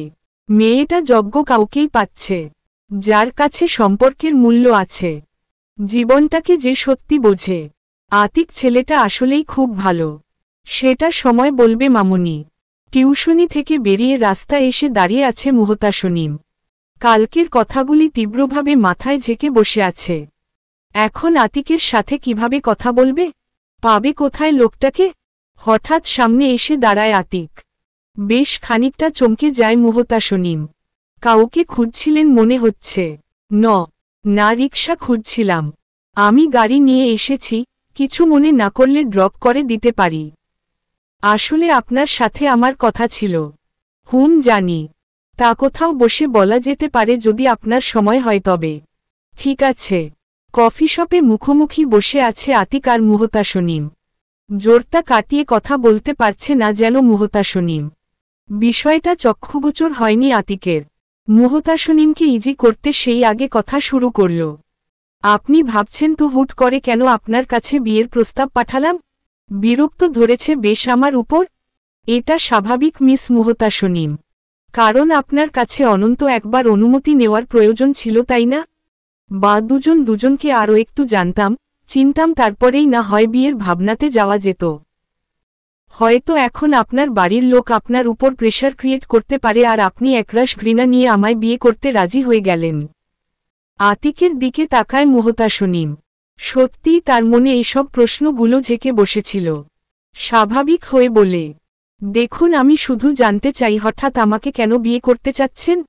কফিতে চুমুক দিয়ে পুনরায় বলে আতিক, একটা প্রশ্নের উত্তর সরাসরি দেওয়া যায় না, আগে আরও কিছু উত্তর খোলাসা করতে হয়। তার আগে আমি আমার মতো করে আগের উত্তরগুলি দেই। চুপ করে বসে আছে মুহতাসনিম। প্রথমত, আমি চাইলে দিনের পর দিন আপনার পেছনে পড়ে থাকতে পারতাম। নানাভাবে ইমপ্রেস করে হয়তো একটা সময় রাজিও করাতে পারতাম। হয়েছে কি, এর কোনোটা করারই সময়, মানসিকতা, ইচ্ছে কোনোটাই নেই আমার। সবচেয়ে বড় কথা, আমার ফ্যামিলিতে আমি আপনার কথা জানাই, তারা নির্দ্বিধায় রাজি হয়। বাকি হচ্ছে এখন আপনার পরিবার। মিনা আন্টিকেই চিনি আমি, এবং বিয়ের প্রস্তাব উনার কাছেই পাঠানো হয়েছে। এখানে আপনাকে কেউ জোর করছে না মুহতাসনিম। যদি আপনার সাথে সারাজীবন থাকা আমার ভাগ্য থাকে তাহলে ভালোবাসা পরেও হবে। আর যদি বলতে চান কেন আপনাকে বিয়ে করতে চাই, তবে বলবো, আপনার মতো সরল, স্নিগ্ধ হাসির মেয়ে আমার জীবনে দ্বিতীয়টি আমি দেখিনি। আমার মনে হয়েছে আপনার চেয়ে বেশি কেউ ভালোবাসতে পারবে না আমায়। শুনুন মুহতাসনিম, আমি কথা দিচ্ছি, আমাকে বিয়ে করলে আপনার জীবনে ভালোবাসার অভাব হবে না কখনো। চুপচাপ আতিকের কথা শুনছে মুহতাসনিম। চমৎকারভাবে কথার সব প্যাচ যেন খুলে দিয়েছে। তবে এখন মুহতাসনিম কি জবাব দেবে? ওয়েটারকে ডেকে বিল পরিশোধ করে আতিক। দাঁড়াতে দাঁড়াতে বলে, আজ উঠছি, ভাগ্যে থাকলে হয়তো আবারও কথা হবে। টেবিলের উপর ছোট্ট কাগজ রাখে আতিক পরক্ষণে বলে, আমি অপেক্ষায় থাকব আপনার উত্তরের। আসি। আতিক বের হতেই কাগজটা তৎক্ষণাৎ হাতে নেয় মুহতাসনিম। তাতে ফোন নম্বর লেখা। সেটা ব্যাগে ভরেই বাসার দিকে রওনা হয়। আকাশে গুরুম গুরুম মেঘের শব্দ হচ্ছে। ছাদের রেলিং ধরে দাঁড়িয়ে আছে মুহতাসনিম। রাতের আকাশটা মেঘেদের কারণে ধূর্স ঘোলাটে রং ধারণ করেছে। মুহতাসনিমের আজ মনে হচ্ছে সত্যি কি জীবনকে একটা সুযোগ দেওয়া উচিত। আতিককে নেহায়েত মন্দ লাগেনি, তবে ভালোবাসাটা কোথাও অনুভূত হচ্ছে না। যাই হোক, জীবনকে আরও একটা সুযোগ না হয় দিয়েই দেখা যাক। বড় করে দম ছাড়ে মুহতাসনিম। পরক্ষণে কাগজ থেকে 11 সংখ্যার ডিজিটটা ফোনে তুলে নেয়। ডায়াল করার মুহূর্তেই কল বেজে উঠি। ভয়ানক চমকে উঠে মুহতাসনিম। জাহিন কল করেছে। তড়িঘড়ি করে রিসিভ করে মুহতাসনিম। ঘুমাচ্ছিলেন মিস মুহু। শুনশান বাতাস বইছে। রেলিং ঘেঁষে ছাদে বসে আছে মুহতাসনিম। কানে এখনো ফোনটা জড়িয়ে ধরে আছে। ওপাশ থেকে আবার বলে উঠে জাহিন, ডিস্টার্ব করলাম মিস মুহু? হৃদপিণ্ড প্রচণ্ড গতিতে উঠানামা করছে। গলায় সব শব্দ যেন আটকে আছে। তবুও ছোট্ট করে জবাব দেয় মুহতাসনিম, না। ওহ, তাহলে আপনি আমার কথা শুনতে পাচ্ছেন? বলুন। বলার জন্যেই তো কল করা। আমার হাতে এমনিতেও অতিরিক্ত সময় নেই। যা বলবো সোজাসুজি। আচ্ছা মিস মুহু, আমি যদি আপনাকে বলি বিয়েটা আপনি করবেন না, তাহলে আপনার মতামত কি হবে? জাহিনের কথা শুনে ভীষণ আশ্চর্য হয়ে গেল মুহতাসনিম। কি বলতে চাইছে জাহিন? বিয়েতে রাজি হতে বারণ করছে সোজা? কিন্তু কেন? মুহূর্তেই নানা প্রশ্নে মাথা ঝেঁকে বসেছে। কোনো দিক দিয়েই কোনো কিছুর হিসাব মিলাতে পারছে না মুহতাসনিম। আতিক কি মানুষ হিসেবে ভালো নয়, নাকি জাহিনের অন্য কোনো উদ্দেশ্য? নিজেকে সামলে বলল মুহতাসনিম, বিয়ে অবধি কথা এখনো এগোয়নি। তবে আপনি মতো দিতে বারণ করছেন কেন আমায়? ছোট্ট একটা দীর্ঘশ্বাস ফেলে বলে জাহিন, জীবন নিয়ে আরও একটাবার ভাবুন মিস মুহু। হতে পারে এই সিদ্ধান্তই আপনার জীবনটা ভেঙে চুরমার করে দিল।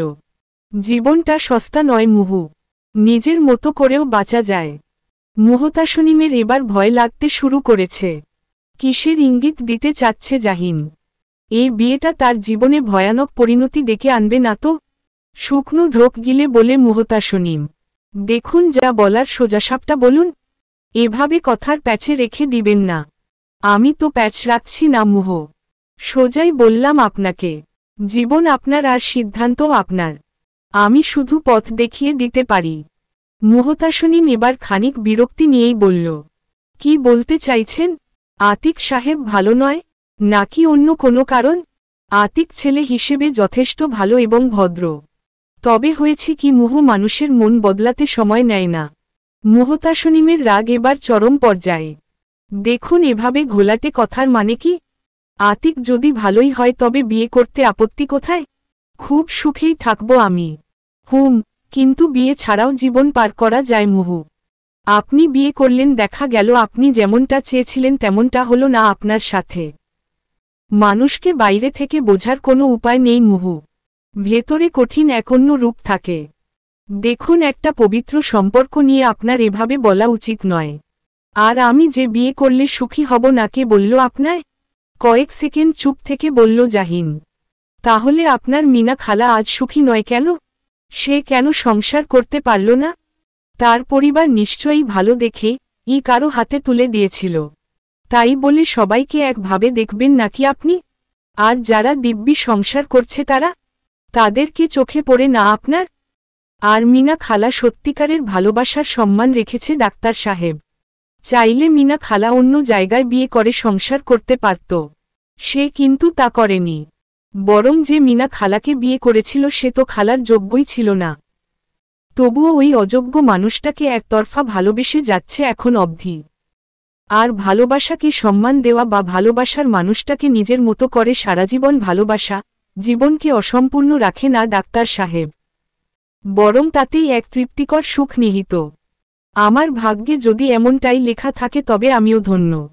এতে কোনো কষ্ট, লাঞ্ছনা বা আফসোস নেই। জাহিন নিশ্চুপ হয়ে মুহতাসনিমের কথা শুনে যাচ্ছে। যার কাছে সম্পর্ক, ভালোবাসার মূল্য আছে তাদের কাছে জীবন অন্যরকম। এত কিছুর পরোয়া করে জীবনকে ভালো কিছু দিতে পারবেন না।